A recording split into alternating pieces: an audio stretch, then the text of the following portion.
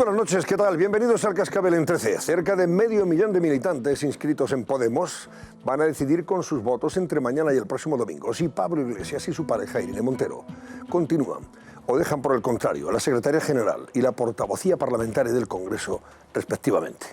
Esa forma cesarista de entender la política ha llevado a Pablo Iglesias y a su compañera Montero a convertir un asunto privado y personal, porque le llueven, por cierto, las críticas dentro y fuera de Podemos, en un asunto de partido. Los más críticos con la pareja dentro de la propia formación morada consideran muy peligroso e irresponsable haber involucrado al partido en un hecho que puede concluir abriendo una crisis de consecuencias incalculables para Podemos en un año preelectoral. Son los mismos críticos que ven en la consulta un claro interés de Pablo Iglesias e Irene Montero para que las bases del partido blanqueen y legitimen su más que cuestionada operación inmobiliaria que tantas críticas les ha granjeado. Y esto no es un problema de legitimidad. Iglesias y Montero tienen el mismo derecho que cualquier otro ciudadano de gastarse su dinero en lo que honradamente consideren oportuno y comprar la casa de sus sueños si pueden permitírselo. El problema, por tanto, no estriba en la legitimidad de la compra del chalet, sino en la incoherencia que supone hacer lo contrario de lo que políticamente han venido predicando y por lo que les han votado quienes les sentaron en el Congreso, donde ahora cobran los sueldos que les permiten a su vez comprar un chalet de entre 600 y 700.000 euros, afrontar una hipoteca de 540.000 y pagar mensualmente a pachas 1.600 euros, 800 euros cada uno. Iglesias y Montero se han metido en un lío del que intentan salir con la anuencia de las bases de Podemos. Y esta ofensiva crítica con duras acusaciones que están recibiendo es la respuesta a lo que ellos mismos han venido fomentando contra sus adversarios políticos, contra esa casta de la que ya forman parte de manera incondicional, por cierto, al introducir el rencor, el odio, la envidia en su forma de hacer política. A diferencia de ellos, que animaron, impulsaron y no condenaron nunca el acoso y persecución que sufrieron otros, aquí siempre vamos a condenar y criticar cualquier escrache del que puedan ser objeto y el señalamiento de su casa con pancartas insultantes. Y en fin, ya veremos qué deciden las bases de Podemos, porque digan sí o no a su continuidad. Lo que no van a poder hacer es blanquear, limpiar ese rastro de incoherencia que ha dejado la compra del chalet y que va a perseguir de por vida a la familia Iglesias Montero. En fin, sobre el chalet que sigue dando que hablar, y ahora encima animado por ese referéndum en Podemos, Laura Gómez nos plantea la pregunta del barómetro esta noche en el Cascabel. Buenas noches, Laura. Pues sí, Antonio, en esa consulta que empieza mañana, ambos líderes preguntarán a sus inscritos si deben seguir al frente del partido. ¿Y ustedes qué opinan? ¿Cree que las bases de Podemos pedirán la dimisión de Iglesias y Montero en la consulta? Pues como siempre, marque el 905-855-001 si cree que sí que pedirán su dimisión, y si por el contrario piensan que no, marque el mismo número pero acabado en 002. Estamos activos también en redes sociales, en Twitter. Recuerden que somos @elcascabel13. Y para seguir comentando el análisis del programa de hoy, utilicen el hashtag #elcascabel21m. También vamos a comentar esta noche unas interesantes declaraciones en una entrevista exclusiva a la jueza Laya en el periódico ABC. Comentaremos con la periodista que habló con la magistrada sevillana que llevó la instrucción del caso de los seres fraudulentos y que ahora se está juzgando, por cierto. Susana Ollero, buenas noches. Buenas noches, Antonio. Pues es una entrevista llena de perlas que no tienen desperdicio. La jueza Laya habla sin pelos en la lengua y nos devela cosas como, por ejemplo, según ella, que recibió presiones políticas por parte de Susana Díaz o Alfonso Guerra, o también que el PP y el PSOE, cuenta, la retiraron de seguir investigando macrocausas como la de los cursos de formación porque se estaban descubriendo hechos muy graves. Vamos a ir desgranando esta entrevista que duró más de 2 horas con la periodista que se le ha realizado a Mercedes Alaya en exclusiva para ABC, con María Jesús Pereira. Será en muy pocos minutos, así que no se la pueden perder. Pues sí, señores, pero antes vamos a ocuparnos de la última del xenófobo presidente Quintorra, que sigue desafiando al Estado y quiere, fíjense ustedes, quiere que en su gobierno haya consejeros que están encarcelados, políticos presos como Rull y Turull, a los que ha visitado hoy en la cárcel de Extremera, y estos son los primeros que han dicho, sí, estamos encantados, si nos puede sacar con la excusa de que vamos a ocupar una consejería, pues mañana mismo vamos a pedir permiso al juez a ver si nos deja y así nos hace consejero. Pero esto no puede ser, hombre, esto no es serio. No es serio, José Luis Pérez, lo de este señor. Este sigue con las mismas y al final, ¿qué ocurre? Pues que probablemente no se levante el 155. Que ese artículo por el que se interviene la Generalitat siga muy presente, muy vivo e incluso que pueda extenderse Bueno, de hecho, esa es una de las posibilidades que se barajan. De momento ya saben que el último desafío es ese. El último desafío del presidente de la Generalitat es tratar de hacer consejeros a dos de esos líderes independentistas que están encarcelados. Lo vemos, por ejemplo, en ese titular del diario El País. Los dos consejeros, exconsejeros a los que hacía mención Rull y Turull, que le han dado el sí quiero a Quim Torra, al presidente de la Generalitat, su voluntad de acceder al cargo. Claro, siempre y cuando sea posible. Habría que explicar porque, evidentemente, la Generalitat de Cataluña publicó en el Boletín Oficial de la Generalitat un decreto en el que se arroga para sí las competencias de distribuir cómo y con quién todos los departamentos de la Generalitat de Cataluña. Ese es el Diario Oficial de la Generalitat de Cataluña, publicando ese decreto el 19 de mayo, insisto, de creación, denominación y determinación del ámbito de competencia. ¿Cuál es el ámbito de competencia según ese decreto del Diario Oficial de la Generalitat de Cataluña? Pues toda para ellos. Eso es lo que insisten en ese decreto publicado en el Boletín Oficial de la Generalitat de Cataluña. Pero claro, evidentemente, si eso ocurre, ya hay una respuesta que es la que apuntabas. Hay un acuerdo político de los constitucionalistas, es decir, el Gobierno del Partido Popular, Ciudadanos y el PSOE, que están listos ¿para qué? Para, llegado el caso, endurecer el artículo 155 en Cataluña si no rectifica Quim Torra. La duda sería si, parece más difícil, si se prolonga el 155, es decir, si no se llega a levantar la aplicación de ese artículo de la Constitución en Cataluña, o si se vuelve a aplicar otro de una manera más dura. Entre tanto, esto que ven son las juventudes de la CUP, de los antisistemas de la CUP Arran, que esta misma tarde han hecho esto, han quemado fotografías de Rivera, de Rajoy y de Pedro Sánchez ante la sede del Partido Popular en Barcelona. Ya digo, esto ha ocurrido esta misma tarde en Barcelona, protagonizado por las juventudes de Arran. Las respuestas, los testimonios políticos, lo escuchábamos al principio del programa. Por ejemplo, el presidente del Gobierno, Mariano Rajoy, que en respuesta a esas declaraciones de Quim Torra en su periplo por las cárceles en las que se encuentran en prisión preventiva algunos líderes independentistas, ha dicho diálogo sí, pero siempre que sea un diálogo en serio. Es decir, que no se proponga diálogo simplemente de viva voz para luego con los actos, es decir, manteniendo este desafío, tratar de conseguir justo lo contrario a lo que debería ser una petición formal y seria de diálogo. Primero, un gobierno viable y no inviable. Segundo, un gobierno que cumpla la ley. En tercer lugar, un gobierno que sea capaz de dialogar en serio.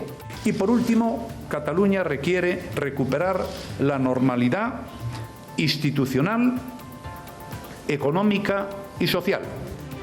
También se ha referido a la situación en Cataluña el secretario general del Partido Socialista, Pedro Sánchez, que insiste en calificar de racista, por sus escritos, al presidente de la Generalitat, a Quim Torra, y también en pedir sentido de Estado, tanto al Partido Popular como a Ciudadanos, para mantener esa unidad de los constitucionalistas que es imprescindible. El señor Torra no es más que un racista al frente de la presidencia de la Generalitat de Cataluña. Y hasta ahora mismo, desgraciadamente, ni Ciudadanos ni Unidos Podemos han demostrado esa característica de ser un partido de Estado. Y también Inés Arrimadas, la líder de Ciudadanos en Cataluña, la ganadora de las últimas elecciones autonómicas en Cataluña, se ha referido a este asunto y le ha pedido a Mariano Rajoy, al presidente del Gobierno, que vaya un paso más allá. Es decir, le pide que no se quede en la acción-reacción, acción de los independentistas, reacción del Gobierno, sino que sea él, quien sea Mariano Rajoy, quien tome la iniciativa. Y no podemos ir a remolque. El Gobierno de España no puede ir a remolque con la improvisación de qué es lo que hace el señor Torra y entonces actuamos. El Gobierno de España tiene que liderar y tiene que tener una estrategia para garantizar nuestros derechos, los derechos de los catalanes y los derechos del conjunto de españoles. Bueno, pues vamos a consultarle al catedrático de Derecho Procesal de la Universidad San Pablo CEU, a don Pablo Gutiérrez de Caviedes, si se puede nombrar a unos señores que están en la cárcel consejeros de un gobierno. Don Pablo, buenas noches. Buenas noches, Antonio. Por nombrar seguramente sí, pero que puedan tomar posesión es otra cosa, ¿no? Es más difícil, efectivamente. Aquí habría que recordar al final ley y sentido común, porque perdidos a veces en ciertas palabras o en mantras que al final son populistas y no son muy ciertos, hay que recordar que el poder, la potestad de todo cargo público al final le viene conferido exclusivamente por la Constitución y por la legislación. Una legislación que aquí abiertamente y de forma confesa se quiere vulnerar y burlar. Por tanto, no es posible por multitud de motivos, tanto legales como de puro sentido común, que podemos explicar más despacio. O sea, no es posible. Este puede proponerlo, el señor Torra, pero no pueden ser consejeros en estas circunstancias. ¿Pueden ser incluso inhabilitados preventivamente para evitar que sean nombrados? Sí. Tan pronto se produzca, tienen que darse dos presupuestos. La situación de prisión provisional, ya están en prisión provisional, y la firmeza del auto de procesamiento, para el cual faltan escasos días. Es otras actuaciones, en realidad, de cierto, por decirlo respetuosamente, fraude de ley en la actuación para correr y enervar los efectos normales, razonables, legales de una actuación de derecho, en este caso de los tribunales. Y a su vez es que el Gobierno no puede avalar claramente una ilegalidad. El Gobierno todavía está en el ejercicio del 155, creo que nadie duda que el presidente del Gobierno y el Gobierno tienen intención de salir de esa situación excepcional y de interinidad, pero que es proporcional a la gravedad, al ataque a la democracia que ha existido aquí, y por tanto no es que se haya prolongado, es que todavía no hemos llegado al momento final que, de acuerdo con el BOE, con la aprobación de la resolución del Senado, marca el final del 155, que es la toma de posesión del gobierno catalán. En tanto no tome posesión ese gobierno, el 155 sigue vigente y no decae, por tanto, solamente decaería, pasaría a estar fuera en vigor en el momento en que hubiera gobierno, y hubiera gobierno que tomara juraran sus cargos, o prometieran sus cargos, etcétera, etcétera. En tanto eso no se produzca, el 155 continúa sigue muy en vigor vigente. Porque no se ha producido el cumplimiento de la cláusula E9, que es duración de las medidas. No se ha producido todavía ese término final.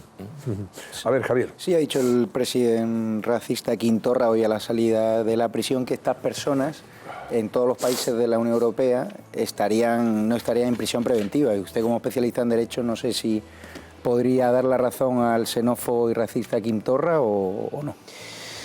Yo, con respeto de su situación procesal y sin prejuzgar la resolución que tome ningún tribunal al respecto, me parece que en absoluto se puede catalogar de para nada irrazonable las resoluciones que han adoptado los tribunales españoles en esta materia, porque se producen, algo escrito sobre eso, unas 300 páginas alguna vez y otras veces, pero bueno, se producen los tres presupuestos que los tribunales españoles, de forma argumentada, motivada, detallada, con todas las garantías, han explicitado. Se produce un riesgo de fuga que se ha materializado y que están agravando en gran medida a algunos de los compañeros que, de forma, creo que un tanto desleal y con bastante falta de compañerismo, por no decir a veces cierto ensañamiento, están perjudicando la situación de sus compañeros que están en prisión. Sí.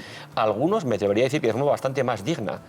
Se produce la situación de riesgo de fuga, se produce la situación de reiteración delictiva, que se está reforzando precisamente cuando un gobierno afirma como único programa que conozcamos por el momento reiterar la vulneración de las garantías básicas de todo Estado democrático, que es la división de poderes, el respeto de la ley, el respeto de la Carta Magna de la Constitución, el respeto de las funciones de los tribunales. Por tanto, creo que no es irrazonable decir que existe riesgo de fuga, que se ha materializado por el propio presidente anterior de ese gobierno autonómico. Creo que no es irrazonable decir que hay también riesgo de reiteración delictiva, porque se está afirmando por las propias personas que pueden estar involucradas en esa actuación. Bueno, está claro que el señor Torra lo que pretende es seguir tensando la cuerda. Para eso ha sido investido presidente. Claro, mantener el enfrentamiento, y lo que no quiere es solucionar los problemas de los catalanes. Lo que quiere es mantener esta situación de choque frontal con el Estado y seguir alimentando el vicio. Si es así, más 155 y extensión del 155 a TV3, a mayor control de la educación para que en las aulas catalanas no haya adoctrinamiento, y mayor control de los mozos de escuadra para que no señalen a esos mozos que honestamente quieren hacer cumplir la ley y que son constitucionalistas.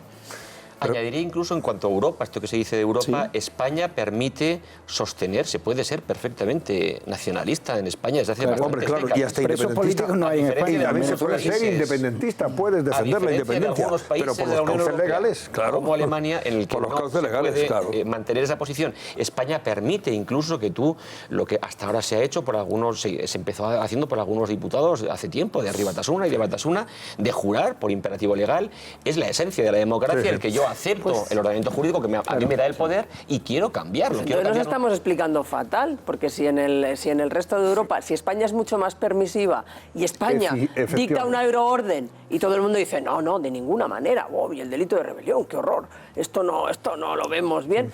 Es que algo se está haciendo mal, ¿no? Si usted me pregunta sobre mi parecer particular, sobre si se está ejerciendo debidamente esas facultades de comunicación, pedagógicas de explicación a nuestros socios europeos, sobre lo que es un deber también básico de cooperación basado en la confianza mínima en que somos Estados de Derecho, que respetamos las garantías. El Tribunal Constitucional Español ha absuelto a terroristas después de que algún grupo terrorista asesinara, reventara la cabeza, con perdón, a su propio presidente.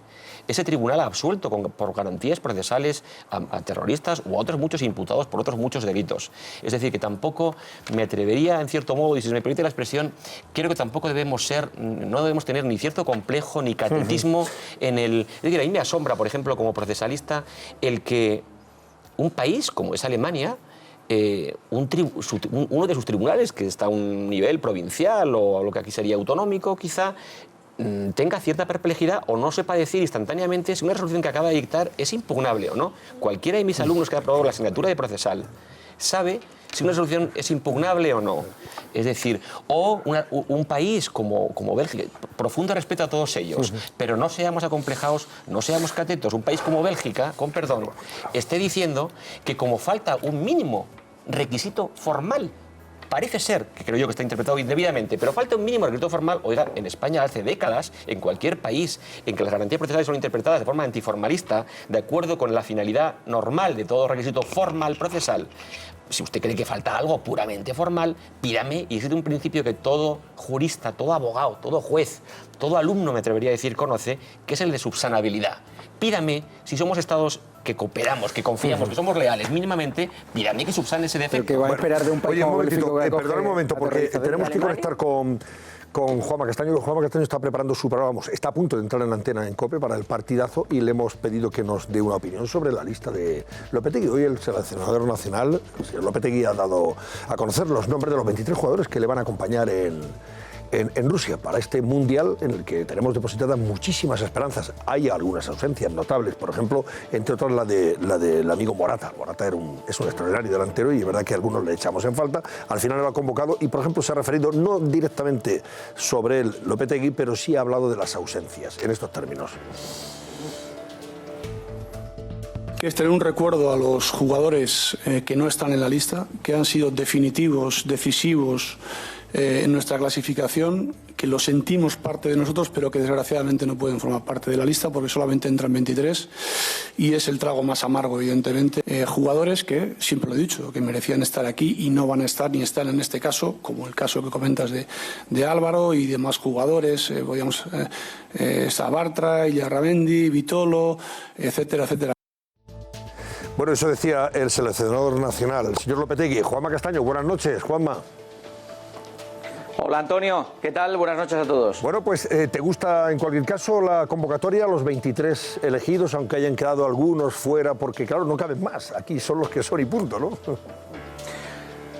Yo creo que es una lista que deja convencido al 90% a la mayoría del público, con lo cual es una lista francamente buena para la selección española, porque en otras ocasiones, vamos, esto habría generado semanas y semanas de debate los que se quedaban. Ahora, efectivamente, has nombrado el caso de Álvaro Morata, que es cierto que es un gran jugador, un grandísimo delantero, un futbolista que te puede ofrecer otro tipo de alternativas, pero Morata tiene un problema, y es que la temporada que ha hecho no es un aval para estar en la selección y en el Mundial. Ha tenido tenido muy mala temporada con el Chelsea, especialmente en la segunda parte. Conte no ha contado con él en el conjunto inglés y eso le ha perjudicado notablemente. Con lo cual es cierto que a mí, por ejemplo, Morata me encanta, pero hay que admitir que lo que ha hecho durante el año no es suficiente para ir al Mundial. Los tres delanteros que tenemos arriba son francamente buenos, como Rodrigo, como Iago Aspas o como Diego Costa. ¿Te ha sorprendido la ausencia también, por ejemplo, de Marcos Alonso, que ha hecho una campaña extraordinaria en el Chelsea? Sí, lo que pasa es que con Marcos Alonso es un jugador al que le ha costado mucho durante estos 2 años entrar en la selección, entonces quizá al final se ha decantado por su idea primitiva, Julen Lopetegui. Apuesta por Odriozola, por ejemplo, ahí en la línea defensiva, mete a Monreal, futbolista que tampoco es que contáramos prácticamente con él en esta convocatoria, así que hay algunas novedades, pero no es una lista que presente, por decirlo de alguna forma, un escándalo o que presente una ausencia que va a generar un debate durante todo el Mundial. Yo creo que es una lista bastante equilibrada, bastante justa y desde luego bastante previsible. O sea, es que incluso en lo que ayer avanzábamos en COPE respecto a los 23 ha habido 22. La única novedad ha sido la de Monreal, o sea que una lista, insisto, con la que prácticamente contábamos todo el mundo. Bueno, ¿qué posibilidades ves a esta selección que evidentemente ha generado una enorme expectación, mucho interés, juega muy bien, hace muy buen fútbol y creo que podemos de una vez más en confiar en que pueden hacer algo grande estos jugadores, ¿no? Sí.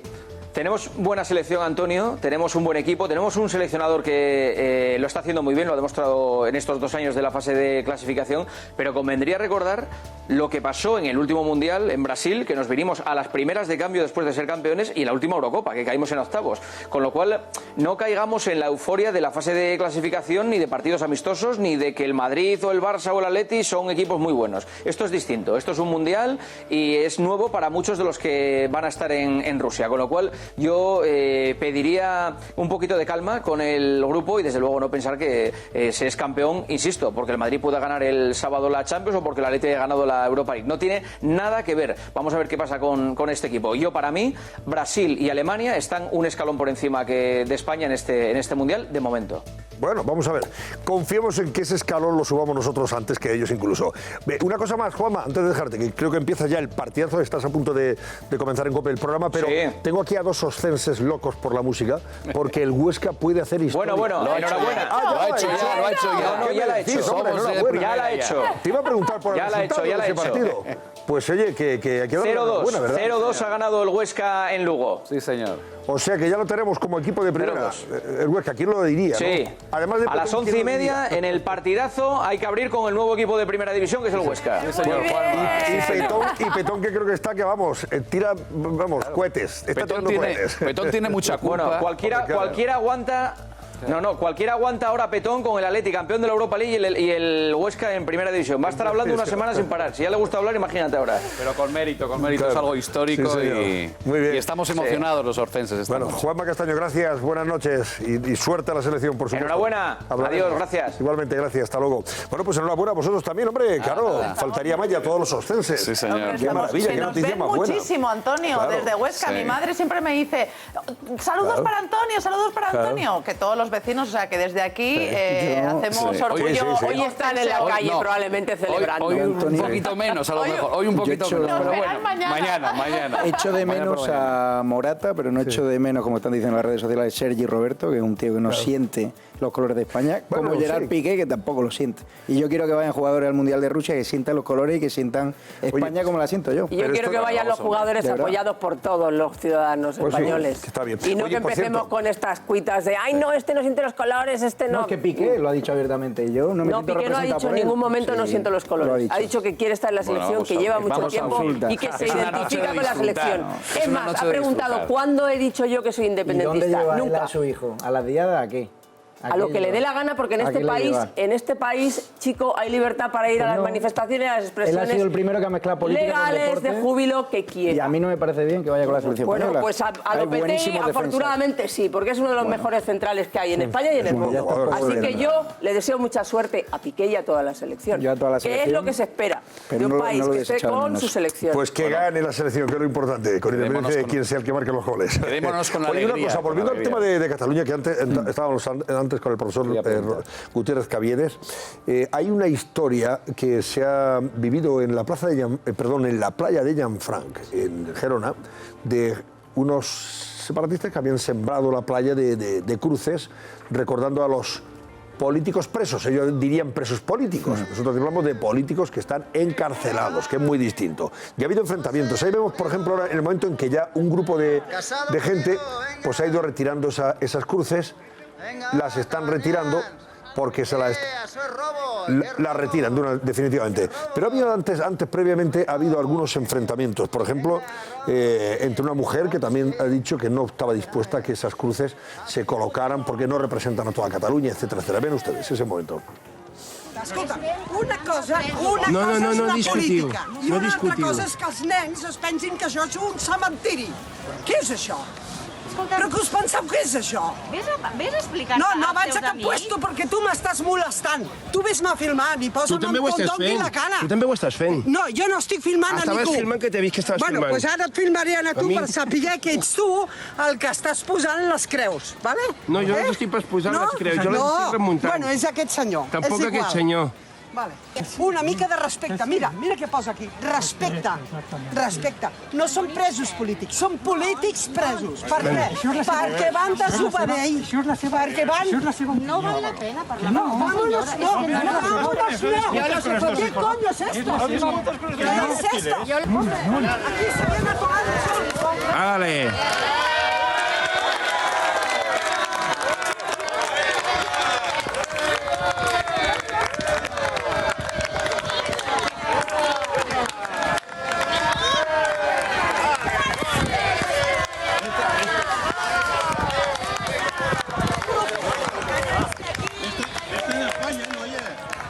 No son presos políticos, son políticos presos. Muy bien esta señora. Sí, ¿no? Que le he aclarado a aquellos que todavía tienen cuestiones. Hay que repetirlo. Que digamos en España presos políticos. No, son señores que han incumplido la ley y por eso están presos, o encarcelados en este caso.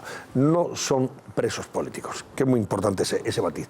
Esta mujer, luego también ha seguido, bueno, pues defendiendo su posición. Dice que una playa no está para que se esté recordando permanentemente al independentismo y a esas cruces que de alguna forma simbolizan algo que no se está dando en España, que haya presos políticos. Y se ha enfrentado así a esta otra persona, a esta otra mujer. No me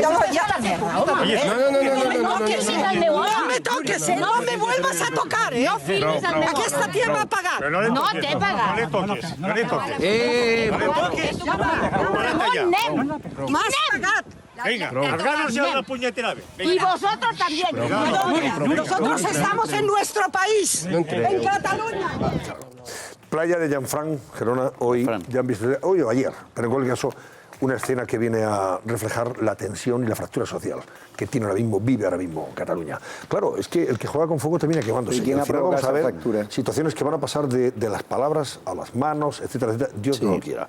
Pero me temo que esto puede generar una violencia extraordinaria. Si no frenan de verdad esta situación, este desafío, puede acabar en una violencia extraordinaria. Está enquistado. Yo soy muy pesimista desde hace un tiempo, pero este fin de semana he estado en la Costa Dorada, Salou, y son posturas absolutamente encontradas. No lo hemos visto, ¿eh? La gente está como esto es curioso porque, por ejemplo, el Ayuntamiento de San Jorge, se llama San Jorge todavía, cerquita de Cambrils, es de Esquerra. Y en las rotondas y en otros sitios ha puesto lazos amarillos y ha puesto a favor de la independencia signos. Bueno, pues los vecinos reaccionan quitándolos. Y de pronto el ayuntamiento los vuelve a poner. Sí. Bueno, eso es lo que está pasando. Son dos posturas absolutamente encontradas. Si algo bueno hay, es que los que antes estaban callados y no se atrevían a quitar los signos o no se atrevían a demostrar que están enfrente de todo este surrealismo y esta locura, ahora han perdido ese complejo y han perdido ese silencio y están hasta actuando, como hemos visto, o quitando los signos, como he visto yo, que pone el ayuntamiento a favor de los presos o a favor de la independencia. Pero luego, cuando hablas con unos o con otros, las posturas son emocionalmente tan enfrentadas. ¿Quién ha provocado esa fractura. Sí, los no, que si están está en claro, prisión. no, Javier, pero el problema es que estamos donde hoy al estamos. señor Quim Torra Y yo soy lo pesimista. que le tendrían que haber explicado a estos políticos presos el frío que hacen Sí. Soto del Real y Extremera para que se olvide de ese plan rupturista y separatista. Si me permites Pero una lo que ha pregunta, hecho el independentismo es provocar al gobierno y al Estado Te dejo, y por te lo dejo, tanto perdona, mantenimiento de 155 y ampliación. Sí, Lo no, que pero dice el más señor allá de las Álvaro. preguntas, estamos donde estamos. De que es donde- determinar quién es el culpable y quién echa más Hombre, gasolina, sí, yo tengo claro lo que que habrá que estamos- pensar, pero lo que habrá que pensar es cómo solucionamos sí, esto. claro. Y ahora mismo, Con yo un estoy con racista, Javier. No, bueno, pues sí, con un racista, como dices, difícil. Pero si no aportamos ideas que lleven un poco a la... Pero jurídicamente, ¿qué es lo que le quería preguntar a nuestro jurídicamente invitado? es muy difícil. Pero ideas ¿Qué que- surrealismo tenemos? Y mi pregunta desde el punto de vista jurídico, ¿cómo se puede interpretar y gobernar en este momento? Porque con el 155, como bien ha explicado usted, tenemos a Rajoy de presidente y al señor Torra de presidente, porque el señor Torra sí que ha sido ya elegido por el Parlamento. Desde el punto de vista político y jurídico, ¿cómo se puede vivir? Esa convivencia, esa cohabitación. Claro, porque hay ¿cómo dos puede ser? presidentes. Con los ministros Hay dos presidentes en Cataluña en este momento. La elección es perfectamente válida y el nombramiento también. La Claro. toma de posesión me imagino que será una de las cosas que el Gobierno está estudiando en la medida en que la adquisición de la plena condición del cargo público supone la aceptación del respeto de la Constitución, cosa que aquí no se ha producido. Claro. Y esta situación, además, es que ha sido advertida expresamente por el Tribunal Supremo como motivo para ratificar la situación de prisión provisional de los consejeros que están en prisión.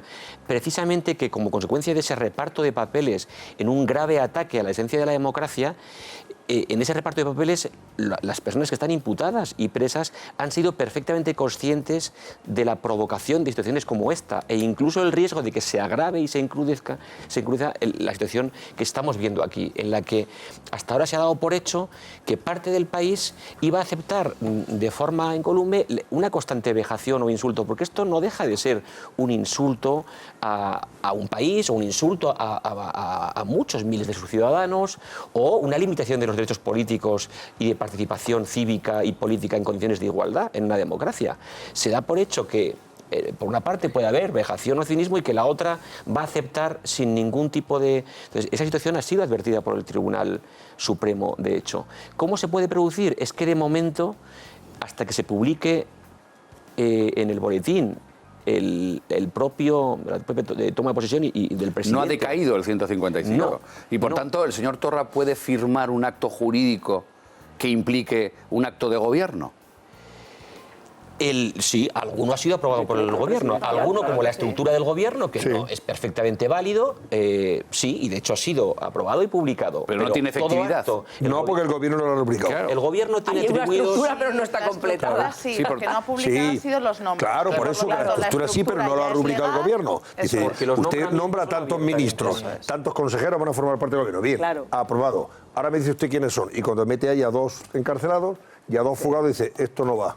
Para esto eso, no sirve, para no eso vale. el Gobierno Eso es tiene ilegal. atribuido Ya está. expresamente por la resolución del Senado, se autoriza al Gobierno de la Nación a la adopción de las actuaciones necesarias para garantizar y proporcionar la necesaria seguridad jurídica en defensa y respeto del orden constitucional. No En en fin. respeto del orden constitucional decir que abiertamente quieres nombrar a una persona para seguir vulnerando la Constitución que te da el poder por el cual vas a ejercer el cargo. Solo un comentario Brevemente, venga, Verónica, que vamos a publicidad. sobre lo que ha acaecido en Llafranc, me parece de una tristeza tremenda, es que el independentismo ha ido tomando las calles, ¿no?, de una forma evidente a través de la simbología, los lazos, había banderas esteladas y entonces ha habido un momento, en este momento, donde los ánimos están tan caldeados, donde las posiciones están tan enconadas y donde hay una parte de la población que no se siente representada por un gobierno.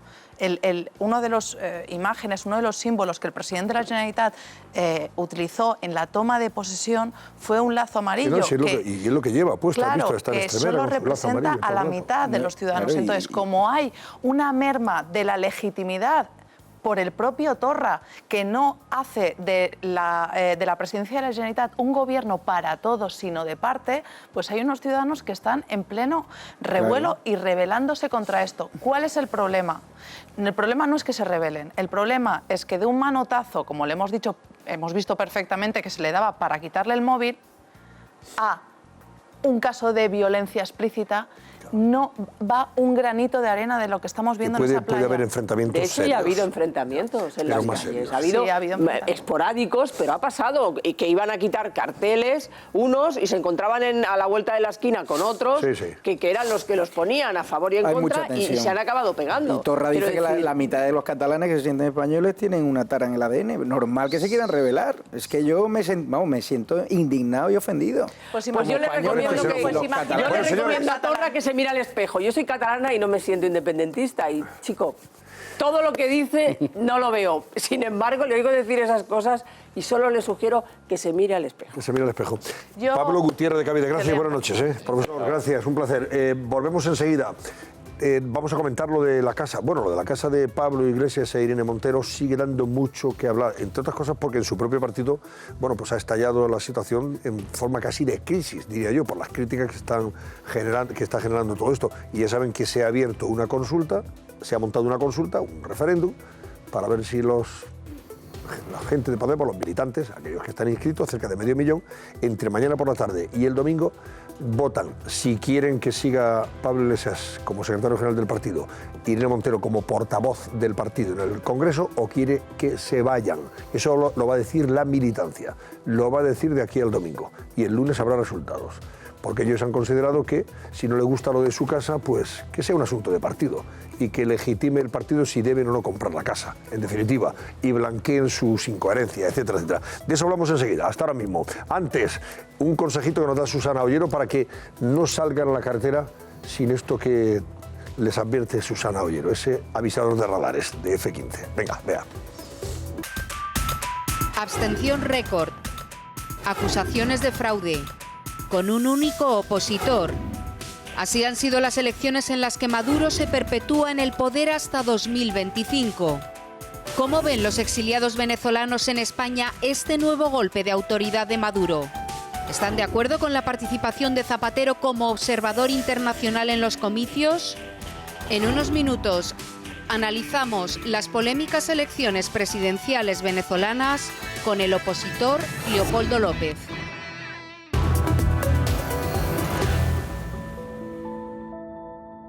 Bueno, señores, vamos a ver, José Luis Pérez, ¿cómo va a ser esa consulta de Podemos para que Pablo Iglesias e Irene Montero sigan o no al frente del partido y de la portavocía del grupo parlamentario, a tenor del lío que han montado con este chalet?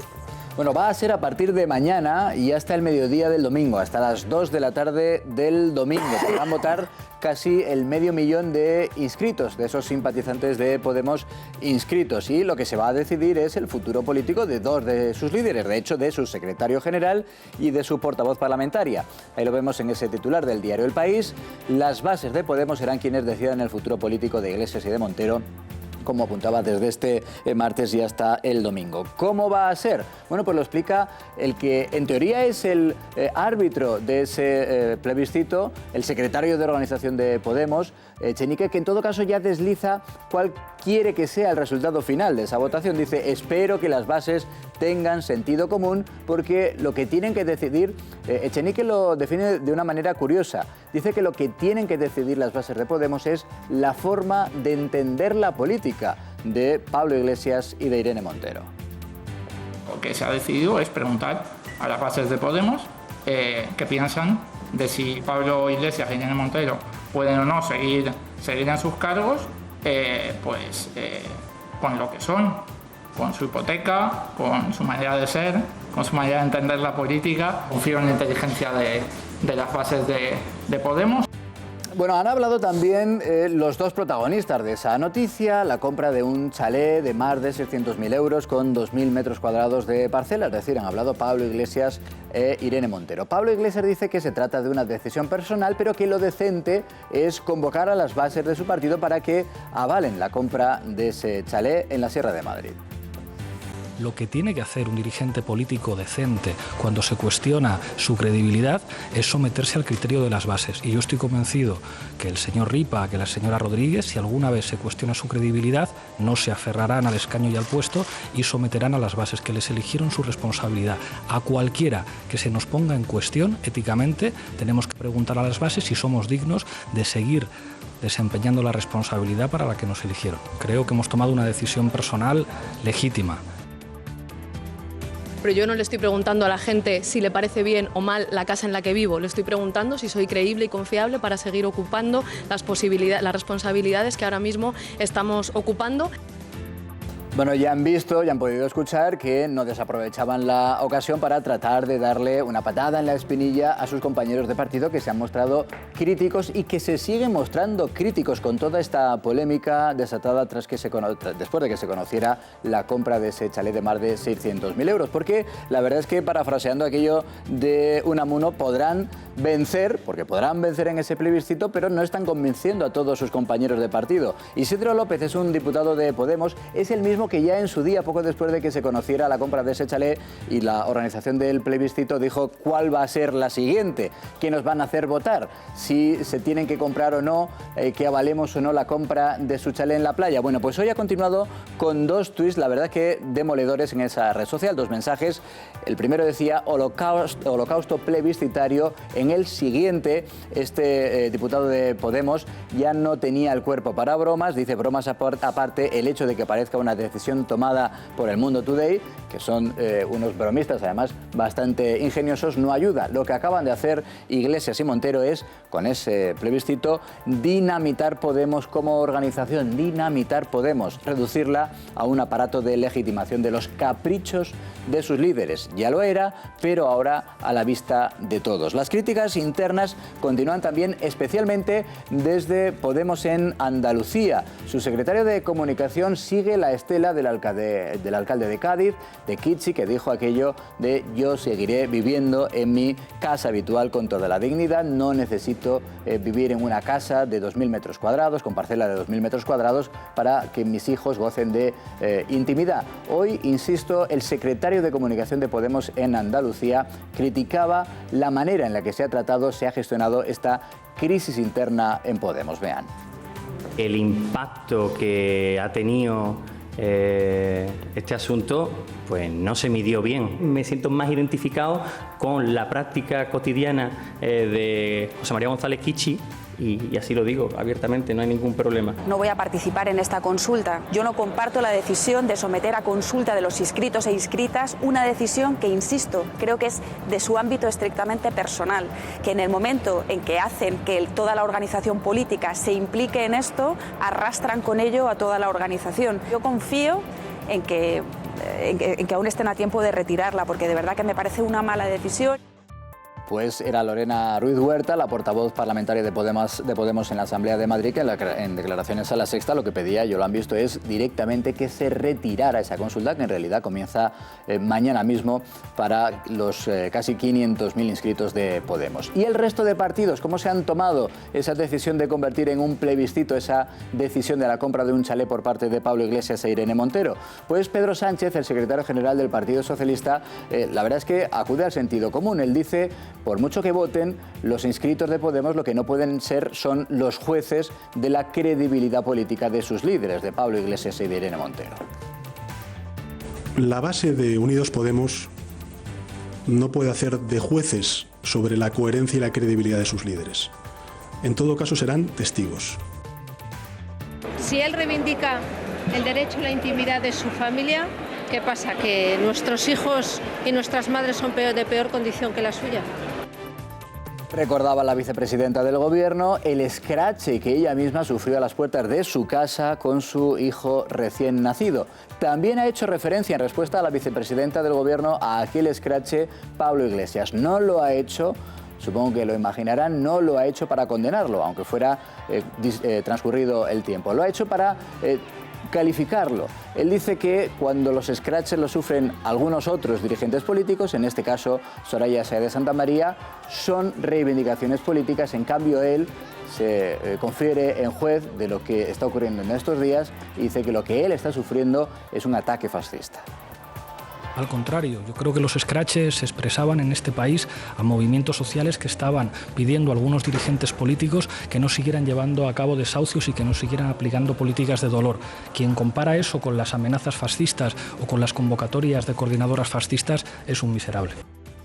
Es evidente que han convertido un asunto totalmente privado y personal en un asunto de partido, que algunos de sus miembros de este partido consideran que es una decisión muy irresponsable y muy peligrosa porque puede generar o abrir una crisis importante en Podemos en un año preelectoral. Y luego, claro, pues está el hecho de que intenten blanquear, legitimar la compra de una casa que ha generado tanta y tanta polémica por la incoherencia que supone entre lo que han venido predicando y predican políticamente y lo que luego han hecho y están haciendo. Bueno, así que vamos a ver lo importante aquí no es lo que digan los militantes, sino lo que digan realmente los votantes de Podemos en las urnas. Yo he estado este fin de semana en El Rocío, he podido hablar con gente de todos los partidos y me he encontrado a muchas personas de bien que no llegan a fin de mes y que trabajan en el campo, que son votantes de Podemos, que estaban indignados, diciendo es que no hemos enterado que ahora Pablito Iglesias e Irene Montero son más pijos que los jóvenes de Sensación de Vivir. Y es una vergüenza, porque ahí está la hipocresía y la incoherencia que yo no lo entiendo. Por lo tanto, que el lunes que viene Pablo Echenique haya dicho que lo van a organizar ellos y que a lo mejor aquello se puede controlar tanto como las elecciones de Venezuela, perfecto. Pero lo importante es que yo creo que esto va a ser el fin político de Pablo Iglesias. No de Podemos, que puede haber un nuevo liderazgo, pero sí de Pablo Iglesias, porque es tal la incoherencia, y ahora que vengan de hermanitas de la caridad, de victimistas, de no, nosotros no organizamos los scratches, no hicimos nada por el estilo, que le pregunten a Soraya Sáenz de Santa María, que le pregunten a Albert Rivera, a Cristina Cifuentes. Estos señores han promovido actos de violencia desde que eran profesores en la universidad y han seguido haciéndolo. Y sigo pensando en lo del casoplón y no me salen las cuentas, Antonio. No sé estas personas de qué van a vivir, salvo que Pablo Iglesias se haya ahorrado algún eurito de esos 200.000 que según OK Diario recibió de Venezuela y que ahora lo quiera invertir en los gastos de mantenimiento que ascienden a cerca de 1.000 euros, aparte de los miles de euros que les va a costarle la hipoteca al año. Gastos de mantenimiento de una casa así son importantes. 1.000 euros, jardinero, personal, porque ¿quién se va a quedar con los niños? Calefacción, que hace mucho frío en Galapagar en invierno y la casa es muy grande. Más allá de los gastos, de cómo lo van a pagar, yo quiero focalizar sobre el hecho de que esto es algo inédito en la política española. Es decir, estamos acostumbrados a que la política anglosajona, lo privado y lo público, sean dos caras de una misma moneda para evaluar a los representantes políticos. Bill Clinton o el caso de Stormy Daniels ahora que está haciendo trontollar a Trump, también por un caso de pago supuesto, en fin. Pero es cierto que formaban allí dos partes de la misma moneda. En España no. En España la parte del ámbito privado pertenecía a eso, a lo primado. Fue Podemos quien abre esa puerta y empieza a juzgar a los representantes políticos si son buenos o no, o si son dignos de serlo o no, en función de si son del mismo pueblo, de si tienen unas condiciones económicas iguales. De hecho, le decía a Ana Rosa en un vídeo corriendo que ha visto todo el mundo estos días, alguien que se aleja, que se aísla, que no pisa la calle, no puede representar. Aquí es la contradicción que se está juzgando. Yo cuando vi la rueda de prensa de Pablo Iglesias y de Irene Montero, pensé, el terremoto interno que tiene que estar habiendo para que tomen esta medida tan drástica, tiene que ser... Hacer una consulta. Esplendoroso, porque esto no se hace porque te critiquen los periodistas o porque, como dicen, haya una presión mediática. No, esto es porque dentro de tu partido dices, venga, Gallego, tienes que salir a defender esto, y te dicen, no, yo no voy a salir a defenderlo. Ah, no. Y vimos el silencio clamoroso de toda la élite de Podemos y los poquitos que salían. Salvo Echenique, que es juez y parte en la causa. Sí, pero Echenique ha salido ¿cuántos días después?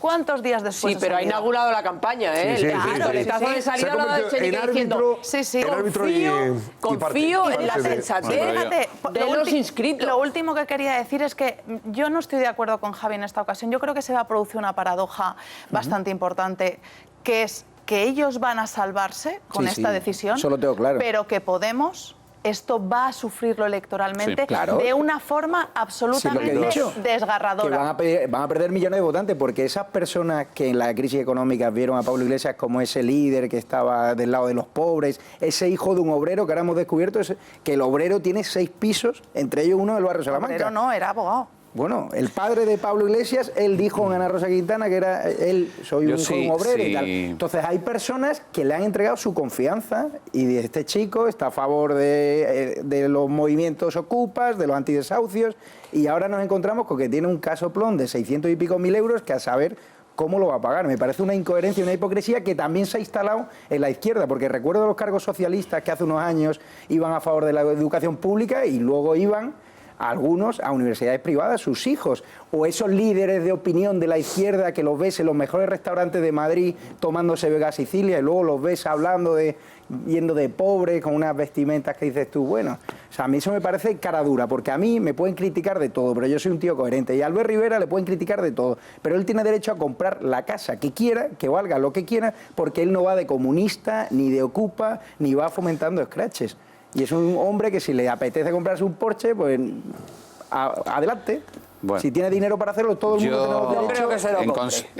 Pero él no va dando lecciones de ética. Si lo peor es hacer lo contrario a lo que predica, lo que ha hecho Pablo Iglesias. Cuestión previa que y eso se paga en las urnas. El mismo día que surgió, el jueves pasado, cuando surgió este asunto, estábamos aquí y yo me acuerdo primero de decir que lo público y lo privado no hay diferencia cuando se trata de cargos públicos. Eso es algo no solo anglosajón. Tiene que ser así porque es así.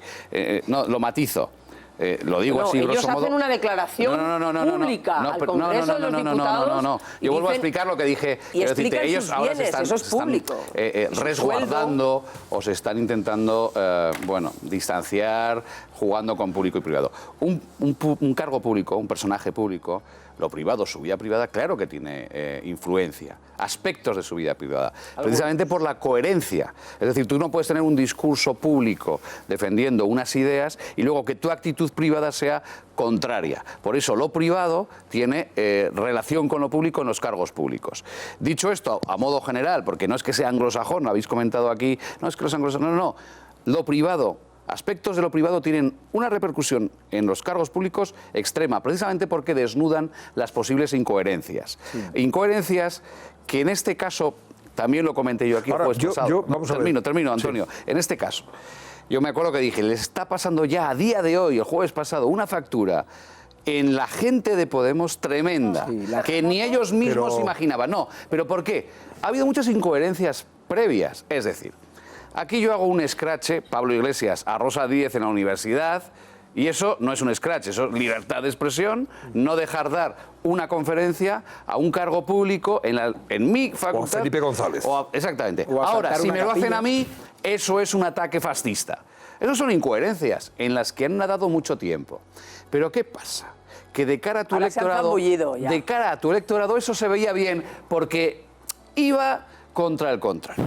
Ahora, cuando tu ejemplo privado marca una incoherencia en lo económico, eso sí que afecta al corazón de tu electorado, como apunta Javier. Es decir, vamos a ver, yo que te he votado pensando que tú no eras de la casta, que tú eras de verdad de los míos, de la calle, de los que, como dijiste, vas a seguir viviendo en Vallecas, porque quien está en chalets del extrarradio se aleja de la gente y un cargo público tiene que vivir con la gente. En cuanto has podido, o te ha interesado, o con unos motivos muy lógicos, que yo no critico, vas y haces lo que criticabas. Usando la política. Esa incoherencia sí que pasa factura. Oye, una cosa muy brevemente, porque quiero que Laura Gómez nos diga qué está pasando en las redes sobre este asunto. El referéndum o consulta comienza mañana por la tarde, termina el domingo. Son 400 y pico mil los que están llamados. No sé cuántos van a votar. Ahora, puede llevarse una sorpresa. Se puede llevar una sorpresa y... No, Sí, pero el resultado sea el que sea, como haya una contestación importante, salen muy tocados. En contra y se han manifestado en contra, no van a participar. Los anticapitalistas no van a participar. Por tanto, y eso... Deberían leerlo, siendo honestos, eso se debe leer como una enmienda a la totalidad de lo que han hecho, es decir, como un tirón de orejas, es decir, que todos los anticapitalistas digan, oiga, lo veo fatal, yo pienso que esto es horrible y además están generando una tensión dentro del partido que es absolutamente injusta, porque es una actitud personal. Pero fíjate la encuesta pero no lo van a contar así. del diario.es, que es un medio progresista de izquierda, podemos decir, donde la mayoría de los lectores están a favor de la salida de Pablo Iglesias e Irene Montero. No, pero lo que pasa es que ellos controlan la votación. Pero en Venezuela ha pasado eso. Pues yo estoy aquí convencido, y Verónica sabe mucho de comunicación, que hace ya un tiempo Pablo Iglesias, que sí que visualizó Podemos en un principio, yo creo que resta más que suma, como líder, como tirón de líder. Lo dicen todas las encuestas, Claro. es decir, en su electorado, por ejemplo, Alberto Garzón, según el CIS, está mejor valorado que Pablo Iglesias. Y en las encuestas internas que tienen de Podemos, ese lastre que supone Pablo Iglesias, quiero recordar, quien imposibilitó el cambio de gobierno, eso que dice ahora él que hay que quitar a Mariano Rajoy, la moción de censura, es que fue él el que no posibilitó. Errejón, por lo que ha declarado luego, había una parte de Podemos que sí que quería un cambio, él no. Y por lo tanto, de hecho, hay una cierta rumorología entre los periodistas que veían a Irene Montero con muchos mejores ojos para ser la próxima candidata de Podemos. Eso se ha escuchado de una manera insistente y creo que esta operación del chalet se los carga a los dos. A los dos. Bueno, solo le falta Oye, en las redes sociales, Laura Gómez, a ver, Gracias. cuéntanos, porque había incluso cosas que nosotros condenamos y criticamos, porque lo hemos hecho otras veces con otros dirigentes políticos y hemos criticado abiertamente que haya escraches, acoso, haya persecución a políticos en la calle o en sus casas. Y de la misma forma también criticamos que haya acoso y persecución a estos dos, a Pablo Iglesias y a Irene Montero, y que en su casa no se pongan pancartas, etcétera, etcétera. Eso no puede ser, eso hay que erradicarlo porque no se puede admitir. ¿Qué ha pasado en las redes sociales sobre ese particular? Pues como decías, Antonio, lo que ha pasado es algo inaceptable porque, mira, este es el evento que un usuario ha creado en la red social Facebook. Una invitación para una barbacoa en casa de Irene Montero y Pablo Iglesias. La barbacoa estaba organizada para el día 2 de junio. Bueno, pues esta supuesta fiesta llegó a contar con hasta 100.000 personas invitadas, de las cuales 37.000 aseguraron que asistirían al evento, es decir, que irían a las puertas de la casa de ambos líderes de Podemos. Lo que en principio parecía una broma, al final acabó aumentando en gran número sus seguidores, tanto que asustó a Facebook y acabó retirando la publicación para evitar males mayores. Aunque para tranquilidad de los propietarios y a pesar del revuelo, las autoridades han avisado de que no tienen constancia de una convocatoria real, pero si así fuese, aseguran que actuarán al respecto. Antonio.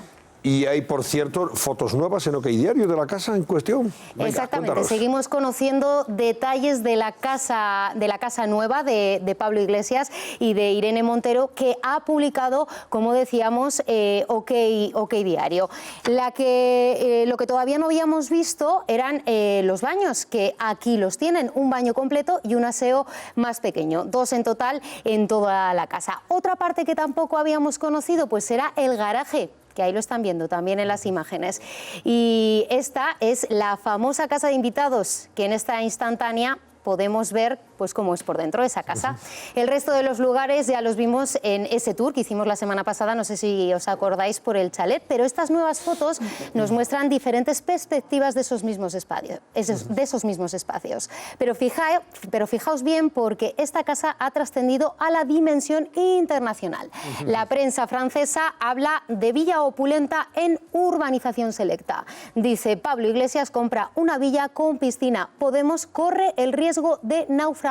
Liberación es un periódico comunista, de inspiración comunista. Exactamente. Habla también a lo largo de la noticia, Antonio, ya para acabar, de la consulta que ambos realizarán a partir de mañana, las bases por su continuidad en el partido. Pero fíjate, Antonio, tú decías, es que es un periódico del ámbito progresista, es que son los votantes de Podemos los más críticos porque son el nivel... Ahora, en estos momentos lo que se está produciendo dentro de las agrupaciones es una división absoluta entre los propablistas a un año de las elecciones. Es que es una irresponsabilidad. En ese caraje le cabe el Audi que decía el amigo Herrera, ya Pablo Iglesias. O sea, oye, me imagino, dos Audi. Ya apunto algo, Carlos Cuesta, que me imagino que estará con nosotros en breve.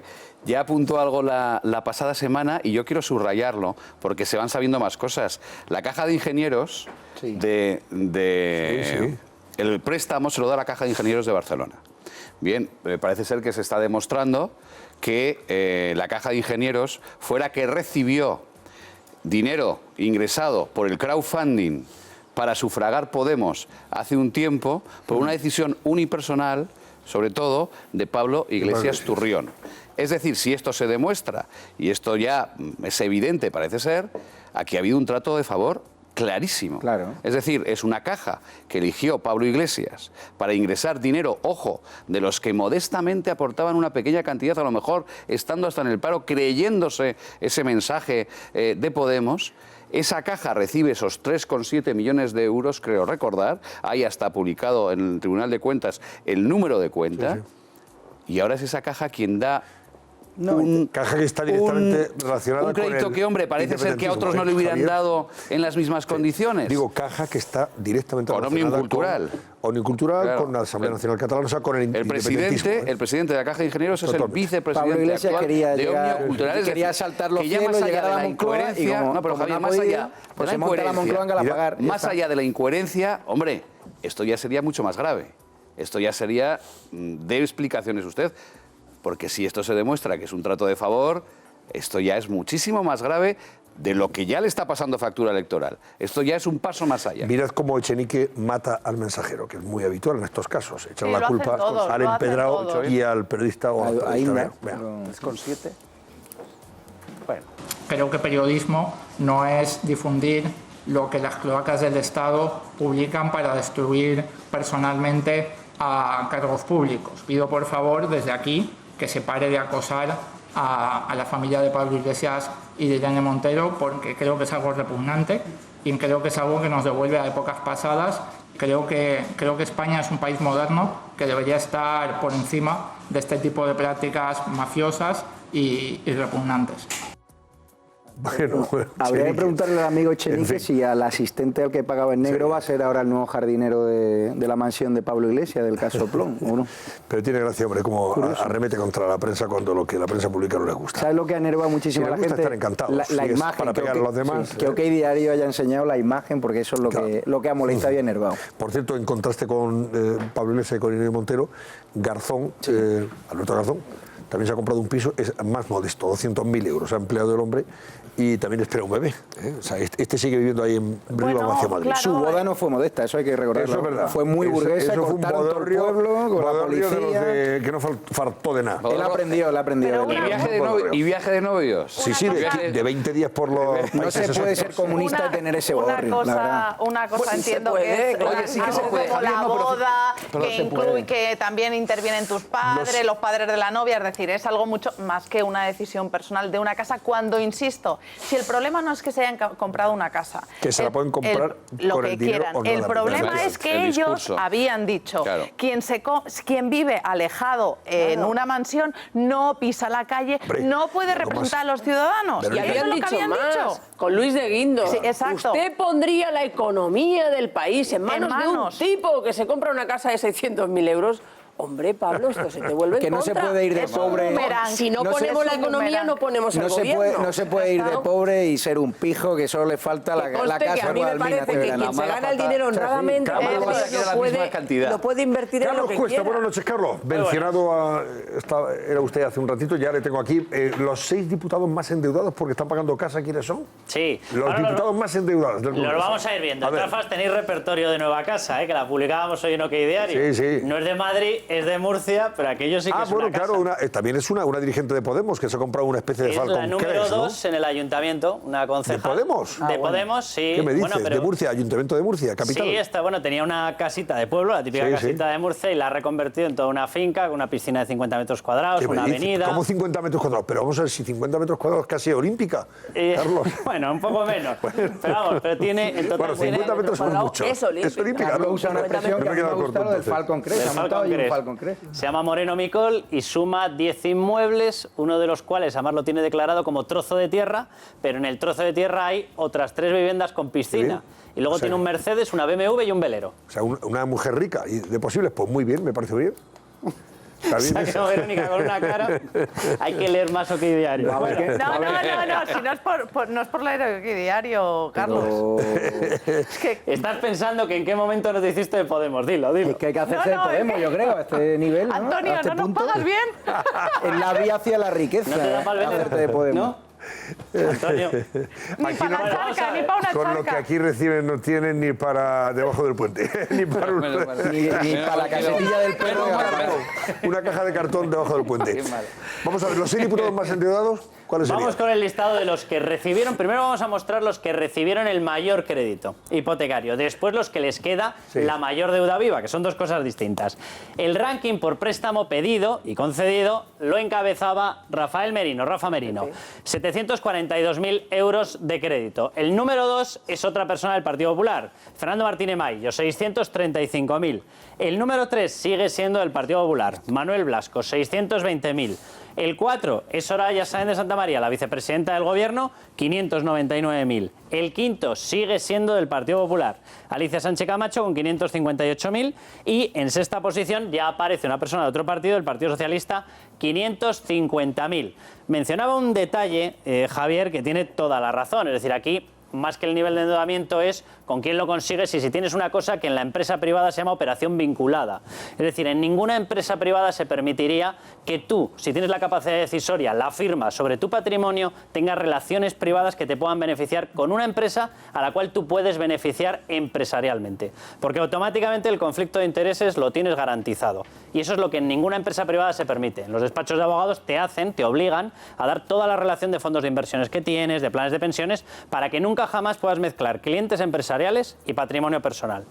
Nunca jamás. Entonces, en el caso de un político que aspire a gobernar un país, no le puede dar un crédito a nadie. Claro. Entiendo, está. ¿No? No, pero vamos a ver, en este caso la cuestión sería si Pablo Iglesias ha decidido personalmente que sus 3,6 millones o 3,7 que eran casi fuesen a Caja de Ingenieros. Si él lo ha decidido, evidentemente con el código ético de las empresas financieras en España no podrías mantener relaciones privadas, no podrías solicitar ese crédito a esa empresa. Pero bueno, los partidos ahí están y tienen sus reglas. Vamos con la deuda viva que les queda, por lo que les queda por devolver.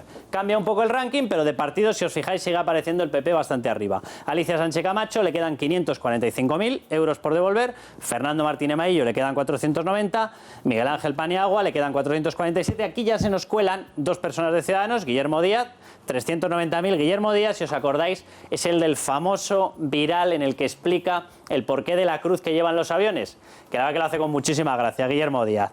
A Albert Rivera le pedían que se quitase, que eso había que quitarlo porque tenía una motivación religiosa, y él explica claramente por qué no hay que quitarlo. Albert Rivera con 361.000, Carolina España vuelve a ser del Partido Popular con 346.000. Si os fijáis aquí, por ejemplo, Rafa Hernando y Antonio Hernando ya han desaparecido, porque solicitaron, pero lo están pagando y lo están devolviendo, y por lo tanto les queda ya mucha menos deuda viva. O sea que estos son los que tienen ahora mismo la deuda más importante. El último ranking que hemos visto, los que les queda por devolver más dinero. Oye, una cosa más, Carlos, sobre las condiciones del crédito en cuestión, que se han aclarado, ¿se sabe exactamente cuáles son las condiciones por las que le han dado esos 540.000 euros? Aquí, como suele ocurrir, Antonio, en periodismo, ¿qué Euribor, qué interés, etcétera, etcétera, se ha aplicado? Sabemos lo que no es, no sabemos lo que es.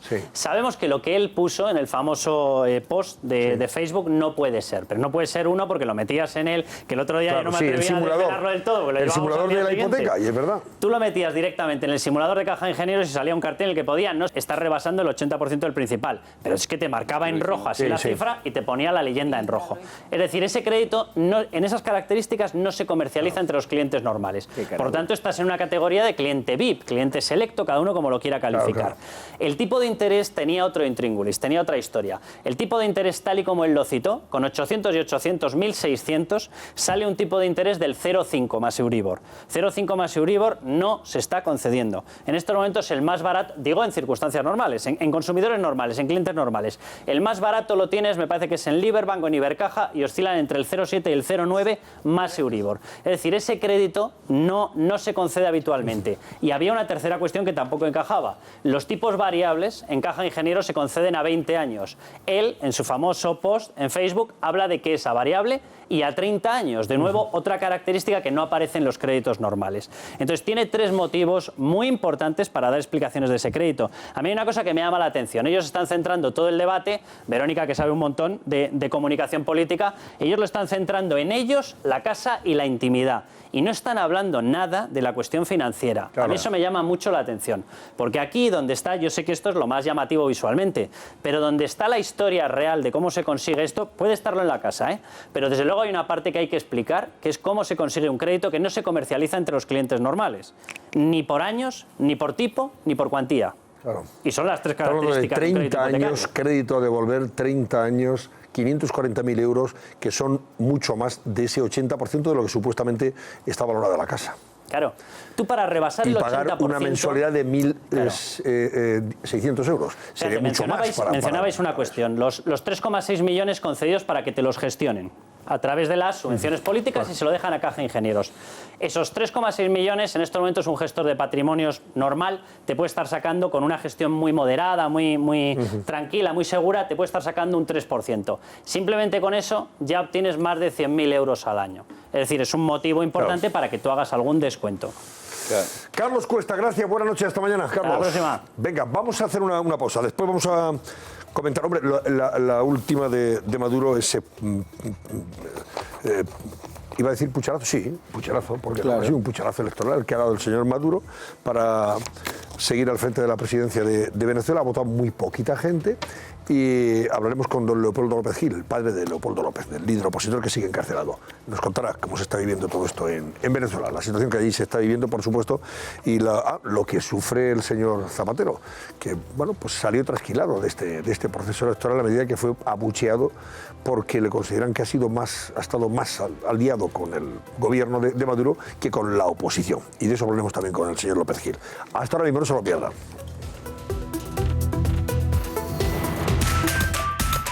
Abstención récord. Acusaciones de fraude. Con un único opositor. Así han sido las elecciones en las que Maduro se perpetúa en el poder hasta 2025. ¿Cómo ven los exiliados venezolanos en España este nuevo golpe de autoridad de Maduro? ¿Están de acuerdo con la participación de Zapatero como observador internacional en los comicios? En unos minutos analizamos las polémicas elecciones presidenciales venezolanas con el opositor Leopoldo López. Como tengo las portadas de los periódicos de mañana, les puedo decir que llevan, claro, lógicamente, llamadas y titulares sobre ese pucherazo electoral de Maduro en Venezuela. Dice ABC, por ejemplo, que 14 países de América convocan a sus embajadores tras la farsa electoral de Maduro.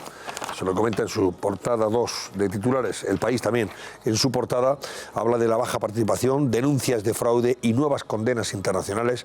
Las elecciones debilitan al régimen de Maduro. Solo el 46% votó.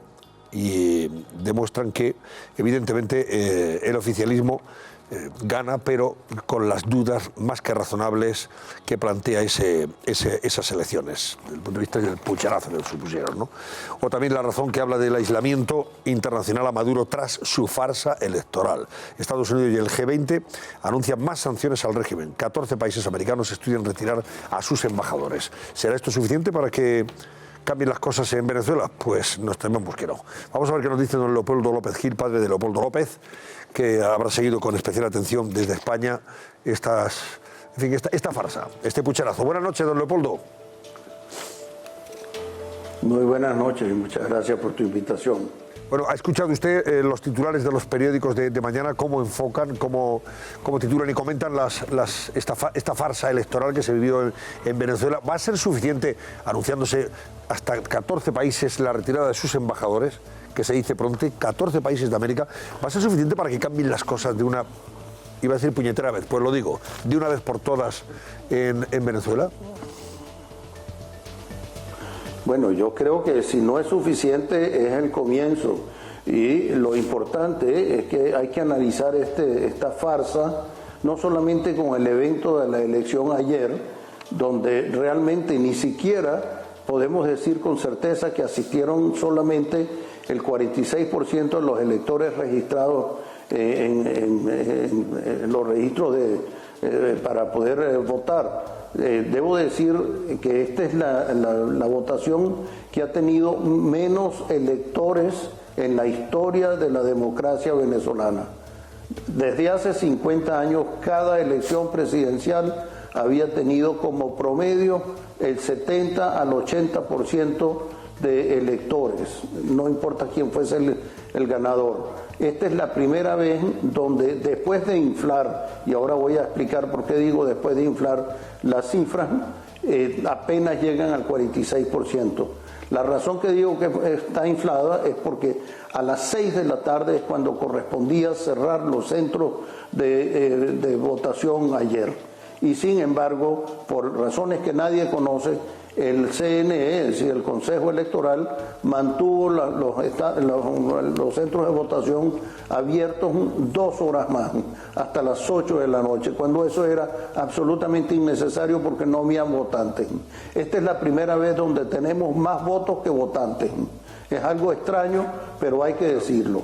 Y a todos los venezolanos nos ha dado una lección verdaderamente importante.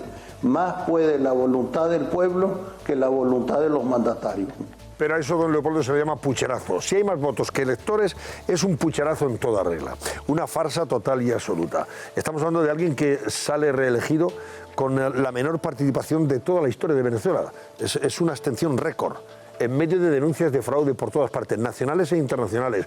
Se pide la repetición de las elecciones. Por eso le decía, todo esto está muy bien. Hay ya una campaña internacional que parece que empieza a cuajar.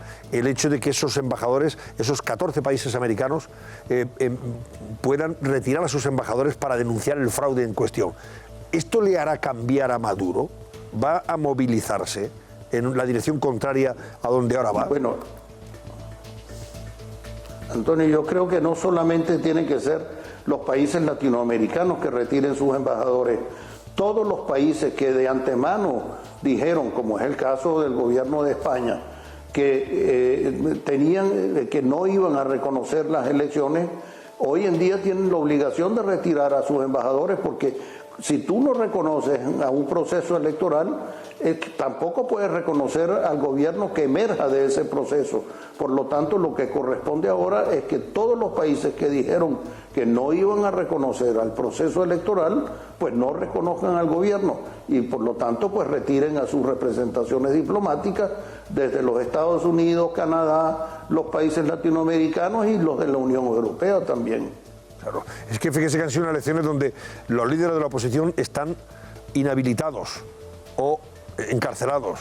Inhabilitado como Enrique Capriles o bajo arresto domiciliario como su hijo, Leopoldo López. El sistema de inscripción de partidos creado para la ocasión dejó fuera a Primero Justicia y Voluntad Popular, que estamos hablando de las dos formaciones más importantes que no están controladas por el chavismo. Maduro además se ha inventado un carné, el carné de la patria, con el que ha comprado votos a cambio de alimentos en un país en el que la mayoría de los ciudadanos se acuestan con hambre. La crisis humanitaria ha provocado ya 1.600.000 refugiados en los 2 últimos años. Se han disparado las enfermedades infecciosas como la malaria. El chavismo ha convertido a Venezuela en un país sin medicamentos, con una inflación del 13.000%. En fin, esto es tremendo. Y luego, claro, hablar de democracia y de reelección en estas circunstancias, pues es un insulto, es un sarcasmo y un insulto, evidentemente. Y se le olvidó mencionar que hemos tenido la tragedia de más o menos 30.000 asesinatos por año de manos del AMPA. Tenemos hoy en día más de 300 presos políticos. Tenemos presos políticos que no han sido ni siquiera acusados, ni siquiera llevados a la primera etapa de la justicia. Tenemos a menores de edad prisioneros en las cárceles políticas. Bueno, realmente la tragedia, además de la tragedia económica de un país que ya perdió la razón de ser económicamente, ¿no? Tiene una inflación del 15.000%, la moneda no sirve para nada, las discrepancias entre el valor de un salario y el valor de los bienes son tales que la gente puede trabajar durante un mes y cuando va al mercado lo que puede adquirir por su salario no le alcanza para pagar lo que necesita su familia para comer. Claro, pues sí, una docena de huevos puede costar 12, 13 o 14 euros, el equivalente a los euros en España, en fin, un kilo de pollo, no sé si son 15, 20 euros, es que no es imposible, teniendo en cuenta los salarios, lógicamente, allí es imposible que cualquier familia pueda acceder a los niveles básicos de alimento, de provisión, con esos precios, con esa inflación del 13.000%. Ahora le voy a preguntar, don Leopoldo, por el papel de Zapatero, del expresidente del gobierno de España, que fue insultado, perdón, más que insultado, abucheado en algunos momentos ayer cuando se paseaba o iba de un lado a otro, porque estuvo allí como observador. Él está siendo muy criticado dentro de Venezuela por la oposición, lógicamente, por el papel que está jugando, que lo ven más favorable a Maduro y a los intereses del chavismo que, en este caso, ser un árbitro y denunciar abiertamente la violación de los derechos humanos y defender a la oposición política. Vemos una imagen de lo que pasó con Zapatero.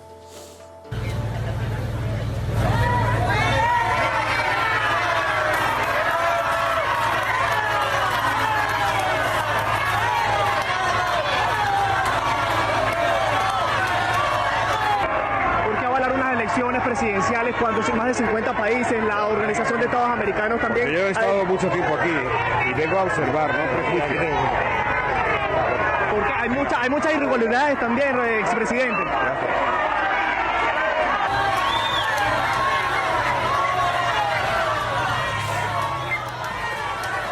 Vas a observar a un país donde las denuncias por irregularidades y violación de derechos humanos es sistemática. ¿Qué opina usted del papel de Zapatero, señor López Gil?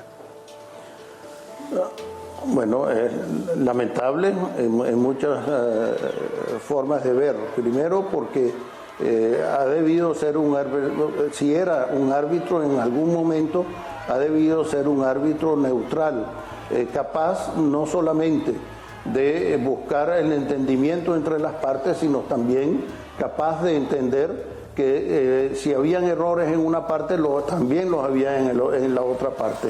En un momento dado, yo pensé que iba a visitar a los presos políticos, que iba a hacer algo por la liberación de los presos políticos.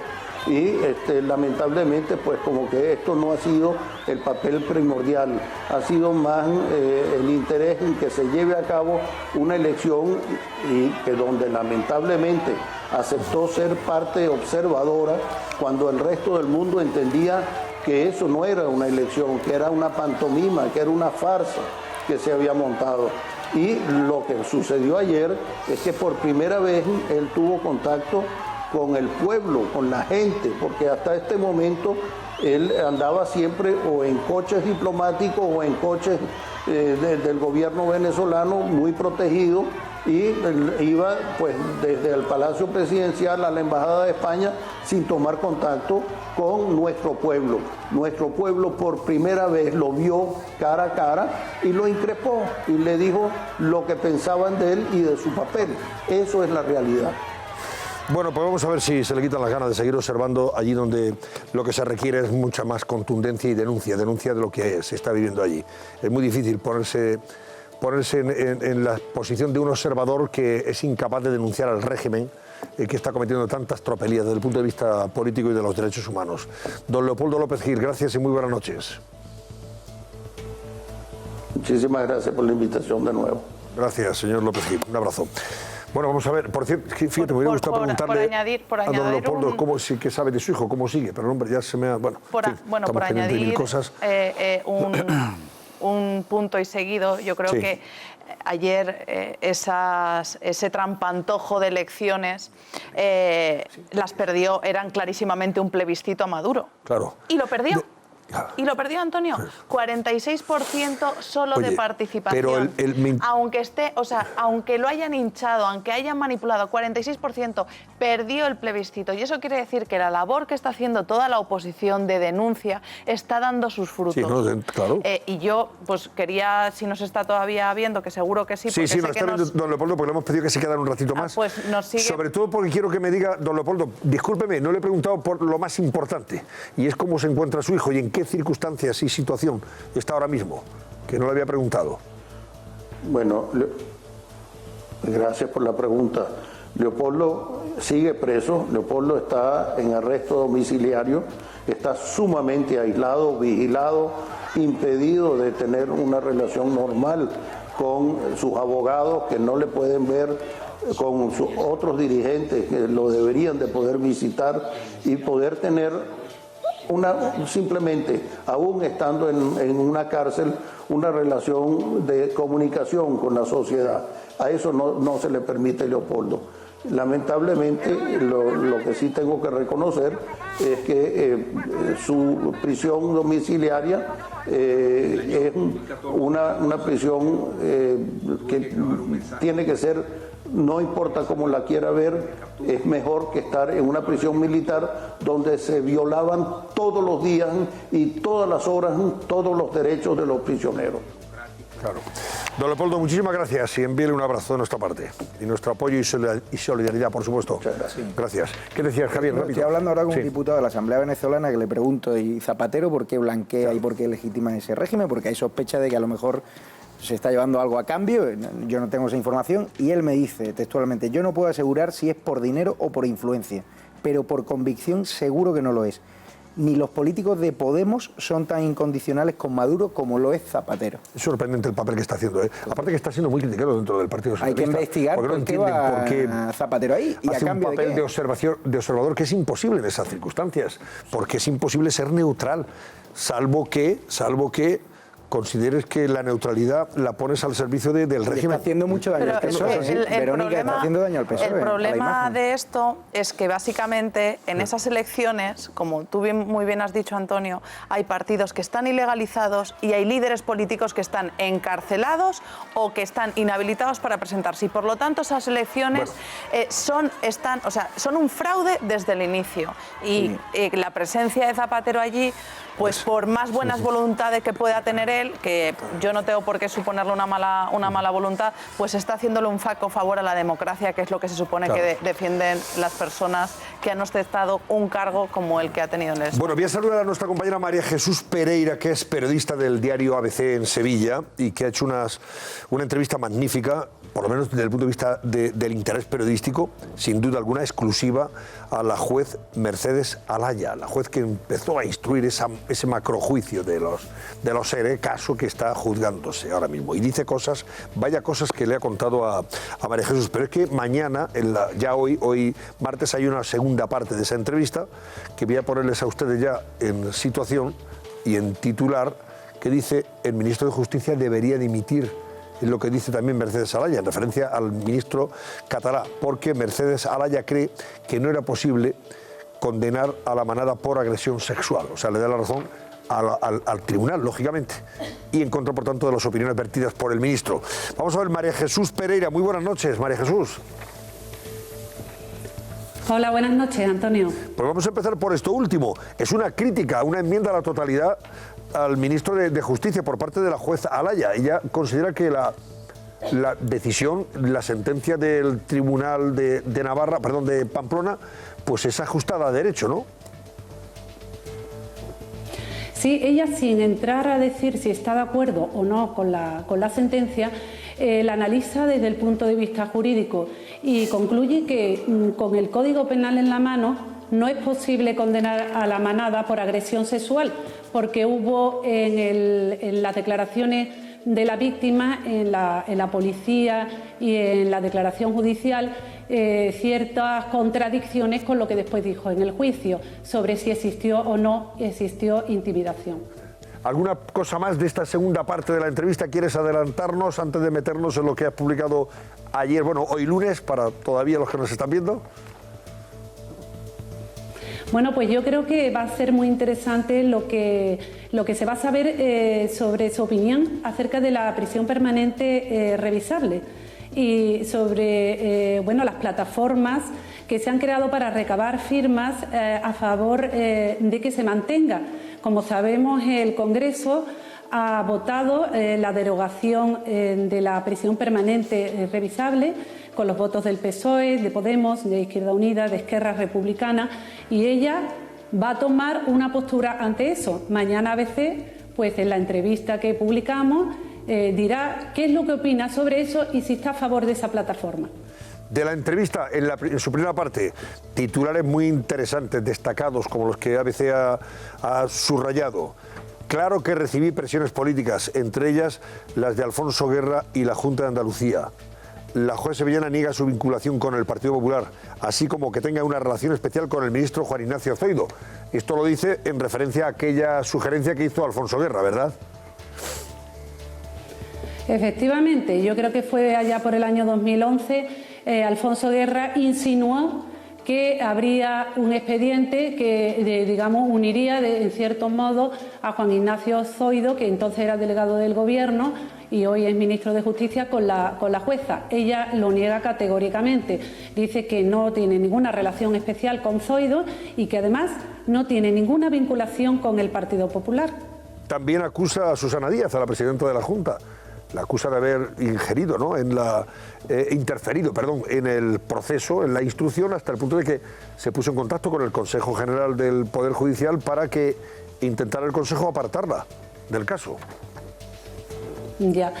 Bueno, la juez Alaya, en todas las declaraciones que ha hecho públicas, hasta ahora no había dado ninguna entrevista, pero en los foros públicos en los que ella había intervenido, siempre había defendido lo que es la independencia del Poder Judicial. Y en este caso lo que ha venido a decir, a romper su silencio sobre las presiones que habría recibido por parte de políticos durante la instrucción de las macrocausas de la corrupción. Ella destapó los grandes casos de la corrupción de los ERE, los cursos de formación, Mercasevilla, los avales. Digamos que ella se ha sentido presionada por las declaraciones que en la prensa efectuaban algunos políticos, como podían ser Alfonso Guerra o Susana Díaz. Susana Díaz, recordemos, según ella, que hizo algún contacto con el Consejo General del Poder Judicial y que eso hizo que en una votación de ese órgano quedara apartada de las macrocausas. Claro, y además acusa directamente, por ejemplo, a los representantes del PSOE y del Partido Popular. Dice que el PSOE y el PP me quitaron por miedo a que investigara los cursos de formación, concretamente, te dice. Claro, ella lo explica muy bien en la entrevista. El Consejo General del Poder Judicial es un órgano de gobierno de los jueces. Tiene 20 vocales, 8 están elegidos entre juristas de reconocido prestigio y 12 los elige el Congreso y el Senado. Es decir, los elige el Poder Legislativo, el Poder Gubernamental. Entonces, lo que digamos es que las tres patas que conforman el Estado de Derecho, que es el Poder Legislativo, el Judicial y el Ejecutivo, digamos que existen interferencias, porque el Consejo General del Poder Judicial es el que al final elige a la mayoría de los representantes de los altos tribunales. En esos altos tribunales, estoy hablando del Tribunal Supremo, estoy hablando de la Audiencia Nacional, los Tribunales Superiores de Justicia, las audiencias provinciales, se ven muchos casos de corrupción donde está la administración acusada. Y una cosa más, María Jesús, porque ella dice que la quitan de en medio, la apartan, porque tanto PSOE como PP, porque lo que estábamos viendo era sumamente grave, la instrucción de los cursos de formación, etcétera, etcétera, Sevilla, en fin, era sumamente grave y podía estar pasando en otras autonomías. Eso ya no lo entiendo tan bien, como diciendo, hay que taparlo, si esto que ha estallado en Andalucía existe o se ha dado en otras autonomías, hay que taparlo, viene a sugerir.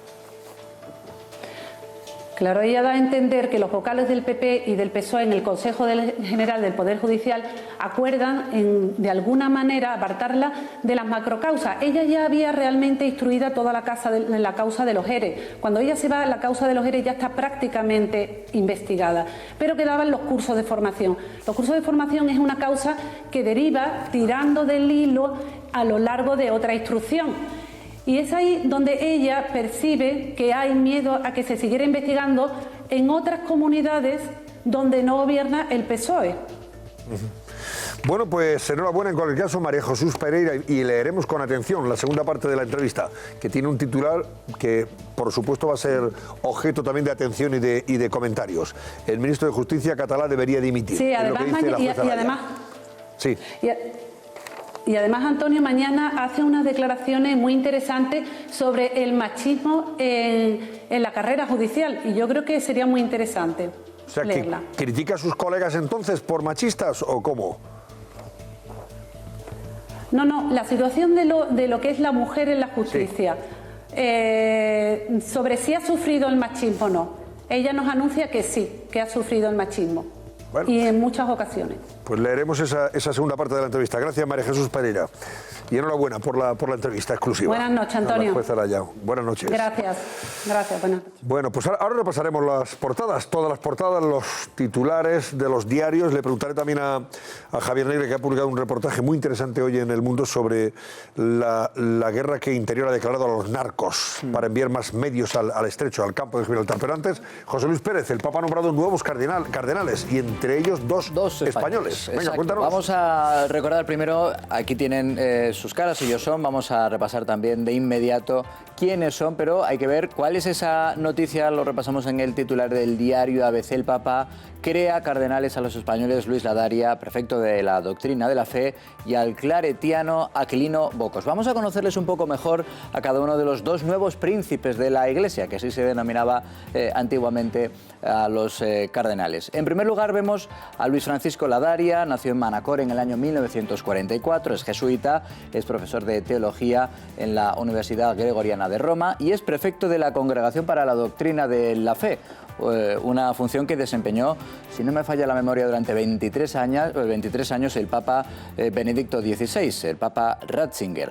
Vamos a ver el cardenal español, el otro cardenal español creado por el Papa Francisco, es, como le decía, Aquilino Bocos Merino, nacido en este caso en Canillas de Esgueva, en Valladolid, en 1938, es misionero, superior general de los claretianos y es, como tiene 80 años, cardenal no elector en un cónclave, es decir, que si hubiera un cónclave para la elección de un nuevo papa, él no podría votar, sí lo podría hacer el cardenal que veíamos anteriormente. Pero seguramente lo que queda es explicar por qué el Papa les ha elegido a ellos, por qué les ha creado cardenales a ellos, y también vamos hasta Roma con nuestra corresponsal de COPE y 13, Eva Fernández, también si su trabajo, si su función era conocida con anterioridad ahí en Roma, donde te encuentras. Buenas noches, Eva. Buenas noches, José Luis. Los más conocidos son los que trabajan en la Curia Vaticana, el jesuita español Luis Ladaria, que es el actual responsable de la Congregación para la Doctrina de la Fe, el antiguo Santo Oficio, el italiano Angelo Becciu, por así decirlo, el número 2 de la Secretaría de Estado, y el polaco Konrad Krajewski, el encargado de las obras de caridad del Papa. Es muy popular en las calles de Roma porque se conoce a casi todas las personas sin techo que duermen cerca de San Pedro. Y por supuesto, entre los nuevos purpurados hay nombres muy significativos de las llamadas periferias. Por ejemplo, el patriarca de la Iglesia Católica de Irak, Luis Sacco, gran conocedor de la situación que atraviesan los cristianos perseguidos en Oriente Medio. La elección era necesaria por cuestiones de edad, porque había disminuido el número de cardenales electores con derecho a voto en un próximo cónclave y era necesario renovarlo. A partir del 29 de junio, el Colegio de Cardenales Electores pasará a estar compuesto por 125 miembros, 59 de ellos nombrados por el Papa Francisco. Provienen de distintos continentes como signo de la universalidad de la Iglesia. El Papa también ha querido agradecer el trabajo de 3 prelados que superan los 80 años de edad, entre ellos el claretiano español Aquilino Bocos, que fue superior general de la Orden y es un gran experto en vida consagrada. A continuación, les avanzamos las portadas de los principales periódicos que encontrarán mañana en los kioscos. Esta noche, en El Cascabel.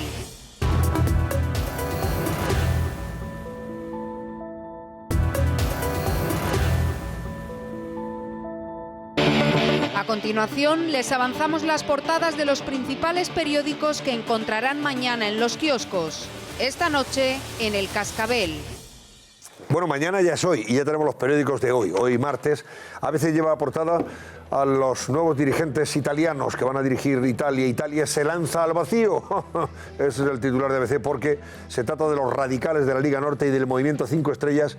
Son los encargados. Han encargado a un novato en política aplicar su receta eurófoba y populista, a un tal Conte. O sea que fíjense ustedes lo que le puede caer a Italia. De momento la prima de riesgo se ha disparado. En su segunda portada de titulares, ABC lleva estos. El gobierno gana tiempo para salvar los presupuestos. El PNV esperará al último momento para dar su apoyo en relación con el tema del 155. El tour por las prisiones de Torra, del xenófobo Torra, que insiste en los nombramientos de los presos Rull y Turull. En la carta de protesta de 50 embajadores españoles muestran su indignación con Bélgica. 50 embajadores españoles ya han mostrado su indignación con la actitud de Bélgica respecto a este asunto y la tensión en una playa de Gerona, como hemos contado antes, al quitar a una mujer cruces amarillas frente al secesionismo. Esas declaraciones de Mercedes Alaya en su segunda parte, declaraciones a ABC, el ministro de Justicia debería dimitir. Alaya cree que no era posible condenar a la manada por agresión sexual, o sea que le da la razón al tribunal de Pamplona, que Podemos se divide ante la crisis del chalet y la consulta impulsada por Pablo Iglesias, y habla de una película de 25 millones de euros para honrar la gesta de Elcano y Magallanes. Ese es el coste de producción de esta película. Ojalá sea una gran película porque los homenajeados lo merecen. Voy con El País, que habla de Torra y mantiene el desafío con los exconsejeros presos. Se refiere al presidente separatista y xenófobo. El presidente de la Generalitat asegura que Turull y Rull, a los que visitó en la cárcel, le han transmitido su voluntad de formar parte de su gobierno. Claro, están locos por la música, ¿cómo no? Si con esto lo libramos de la cárcel, mañana mismo, aunque sea de Bedel, me pone usted en la Consejería de Asuntos Intrascendentes. Faltaría más, ¿verdad? Asuntos Intrascendentes. Hombre, por favor. Ahí le vemos en la portada al señor Torra abandonando la prisión de Extremera, ¿eh? Y también habla de las críticas que crecen en Podemos por el chalet de sus líderes. Dirigentes regionales condenan la operación y la consulta a las bases, ese referéndum. Y también se hace eco de ese desconocido profesor que se perfila como nuevo primer ministro italiano. Voy con La Razón. Habla del PNV. Votará hoy sí a los presupuestos con la medida de Cataluña. O sea, va a apoyar los presupuestos generales del Estado. Antonio, con Sí. los presupuestos, que no lo hemos dicho, hay que poner en valor cuando se ponen de acuerdo, y hoy han alcanzado todos el pacto de que se dote al Pacto contra la Violencia de Género con los 200 millones que estaban presupuestados. Así que cuando hacen caso, se ponen de acuerdo, ponen sentido común, yo creo que hay que aplaudirlo, y yo me he alegrado mucho cuando he conocido la noticia. En cualquier caso, como desde el punto de vista político, insistimos, lo más importante es saber qué va a hacer el PNV. De momento sí, va a votar Antonio, que sí. sí. El Va a votar PNV sí a que los sí, presupuestos, Antonio, que sí. con la mirada en Cataluña, pero se lleva un buen botín. Oiga, que estoy leyendo el titular de La Razón, hombre. Se lleva un buen botín. Pero el PNV, según La Razón, se guarda la baza de tumbar las cuentas del Estado el miércoles, en caso de que no haya gobierno y se prolongue el 155, aunque el PP cree que mantendrá su apoyo. Bueno, habla también de la Kale Borroka independentista. Ya lo ven, los carteles que han quemado estos de Arran, los separatistas violentos de Arran, carteles con las fotos de Rivera, Sánchez y Rajoy. Y también comenta el aislamiento internacional a Maduro tras su farsa electoral y las críticas que crecen en Podemos ante la consulta por el chalet. Voy con El Mundo. El Mundo habla de lo de Venezuela. La reacción ante el protagonismo del expresidente en Venezuela. El gobierno sobre Zapatero dice lo siguiente: ha perdido toda credibilidad, no nos representa, recalca Exteriores para renegar del papel inexplicable del líder socialista en la farsa electoral de Maduro. Rajoy propondrá a la Unión Europea ampliar la lista de chavistas sancionados. Foto de portada para el xenófobo Torra abandonando la cárcel de Extremera, y habla de la xenofobia de Torra, desenmascara el proceso separatista en la Unión Europea. Si sigue así, la Torra diplomacia española va a acabar comprueba ahí. que los textos del presidente empiezan a cambiar la visión en Bruselas. Hombre, a ver si es verdad, ¿eh? Cuando se ha conocido lo que ha escrito este señor, empiezan a cambiar las opiniones allí. Antonio, si sigue Torra así, la próxima vez que vaya a Extremera ya se queda allí, ¿eh? Sí, sí. No digo más. Pues hombre, si sigue por este camino, pues es probable, sí, que Llarena pues le comunique que mejor ya no salga después de la visita. Podemos no frena las críticas por el plebiscito irresponsable sobre el chalet. Garzón aprovecha para anunciar que va a comprar una casa 2/3 más barata que la de los señores Iglesias y Montero. Y los populistas entregan el gobierno de Italia a un inexperto y la prima se dispara. También habla de Canarias, que se une a Baleares en la prohibición de los pisos turísticos. Titulares del Mundo. Voy con La Vanguardia. Rajoy mantiene el 155 pese a la votación del presupuesto.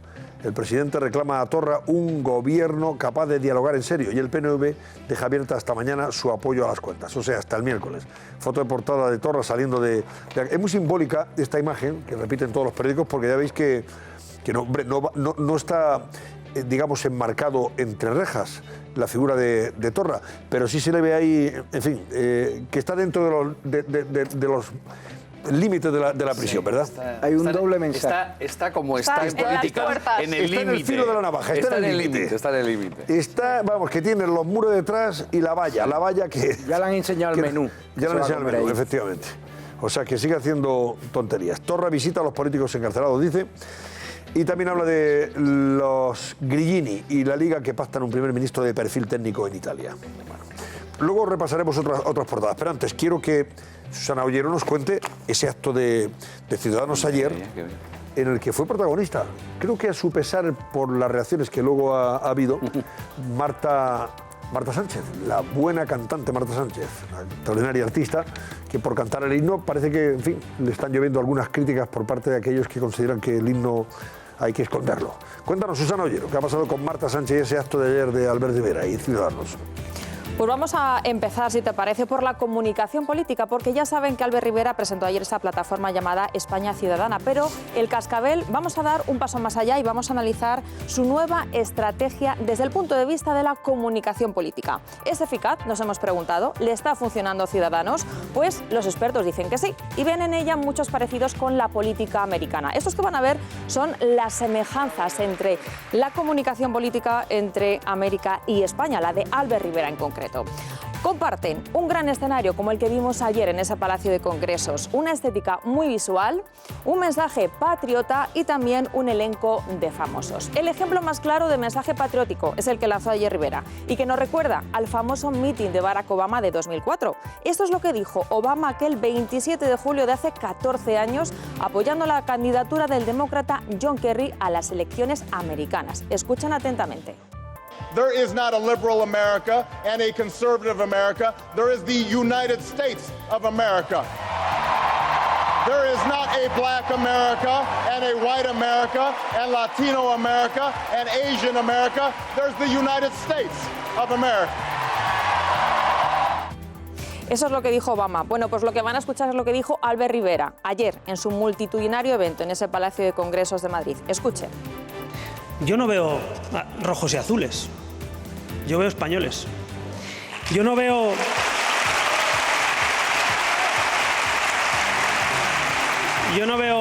como se dice, gente urbanita o gente rural. Yo veo españoles. Yo no veo jóvenes o mayores, yo veo españoles.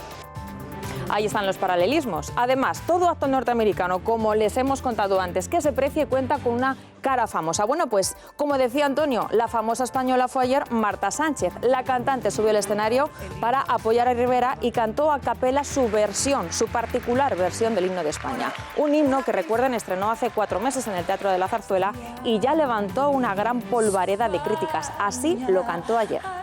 Como tu hija, llevar ese honor, llenar cada rincón con tus rayos de sol.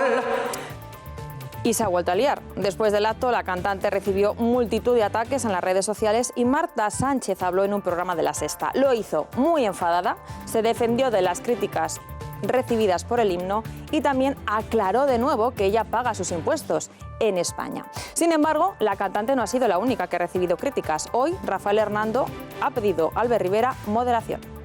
Yo le rogaría al señor Rivera que se modere y que no confunda patriotismo con patrioterismo, ¿verdad? De estos que dicen, si estás conmigo eres un patriota, si no estás conmigo no eres un buen patriota. Verónica, tú que has estudiado el fenómeno, ¿copia Rivera a Obama? ¿Hay demasiado marketing americano detrás de toda esta campaña de Ciudadanos o no? Bueno, yo creo que en estos momentos cualquier partido que niegue que hacen estudios de marketing, que es ver las encuestas, dónde está tu electorado, qué es lo que opina y en función de eso segmentar un mensaje y lanzarlo, están mintiendo, porque lo hacen absolutamente todos los partidos. Aquí hemos visto una apuesta gráfica muy importante, muy impresionante, con un gran escenario. Sí. Pero comparable al que hizo Pedro Sánchez con la bandera detrás y su mujer, comparable al que hizo Rajoy también con una bandera de España, es decir, En comunicación hay muchas cosas que ya están inventadas, Antonio. Simplemente, bueno, pues se reformulan o se refrescan. Y es cierto que ayer Rivera quería dar una imagen de potencia, de transversalidad, de una plataforma que no es estrictamente el partido, que es un poco pues el rollo este norteamericano de que donde las estructuras de partido no son tan importantes, o el fenómeno Macron de Marx, que no era relativamente un partido y es una figura donde él se enmarca mucho y se refleja mucho. Pero bueno, decir en estos momentos que en Podemos no hacen marketing político, que en PSOE no hacen marketing político o que PP no hace marketing político es negativo.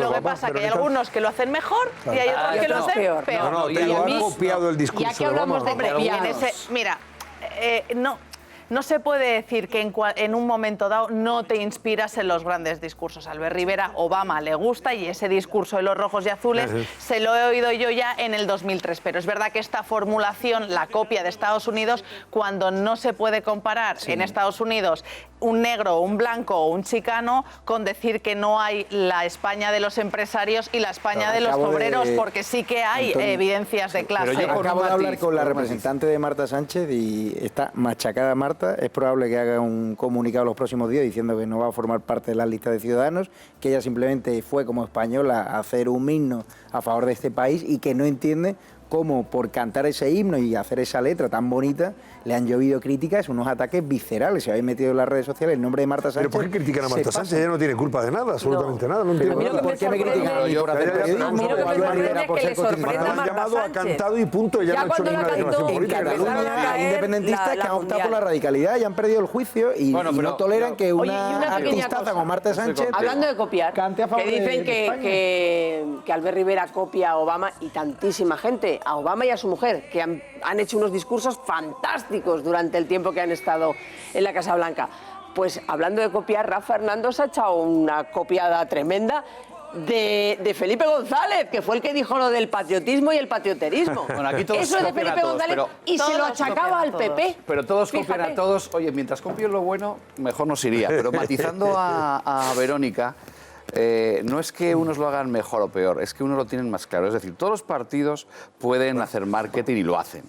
Y estructuran sus mensajes. Y deben hacerlo porque vivimos en una sociedad espectáculo en la que vivimos. Ahora bien, hay unos que lo tienen más claro que otros. Es decir, el PSOE pasa del nación de naciones a la bandera de España. Hay otros que apuestan más claramente, como Ciudadanos, pues bueno, pues un concepto que incluso les da rédito electoral. Pero unos no es que lo hagan mejor o peor, sino que lo importante es tener claro lo que quieres, la idea de España y el mensaje. Mientras no lo tengas claro y tengas dudas, les pasa a unos lo que les pasa. En cualquier caso, nuestro apoyo y solidaridad y un beso muy fuerte para Marta Sánchez. Y también, ¿sabes lo que hay que decirle a Marta Sánchez? Que me están pidiendo ya las redes sociales no es la sociedad, que eso es un ciberespacio muy reducido donde las comunidades políticas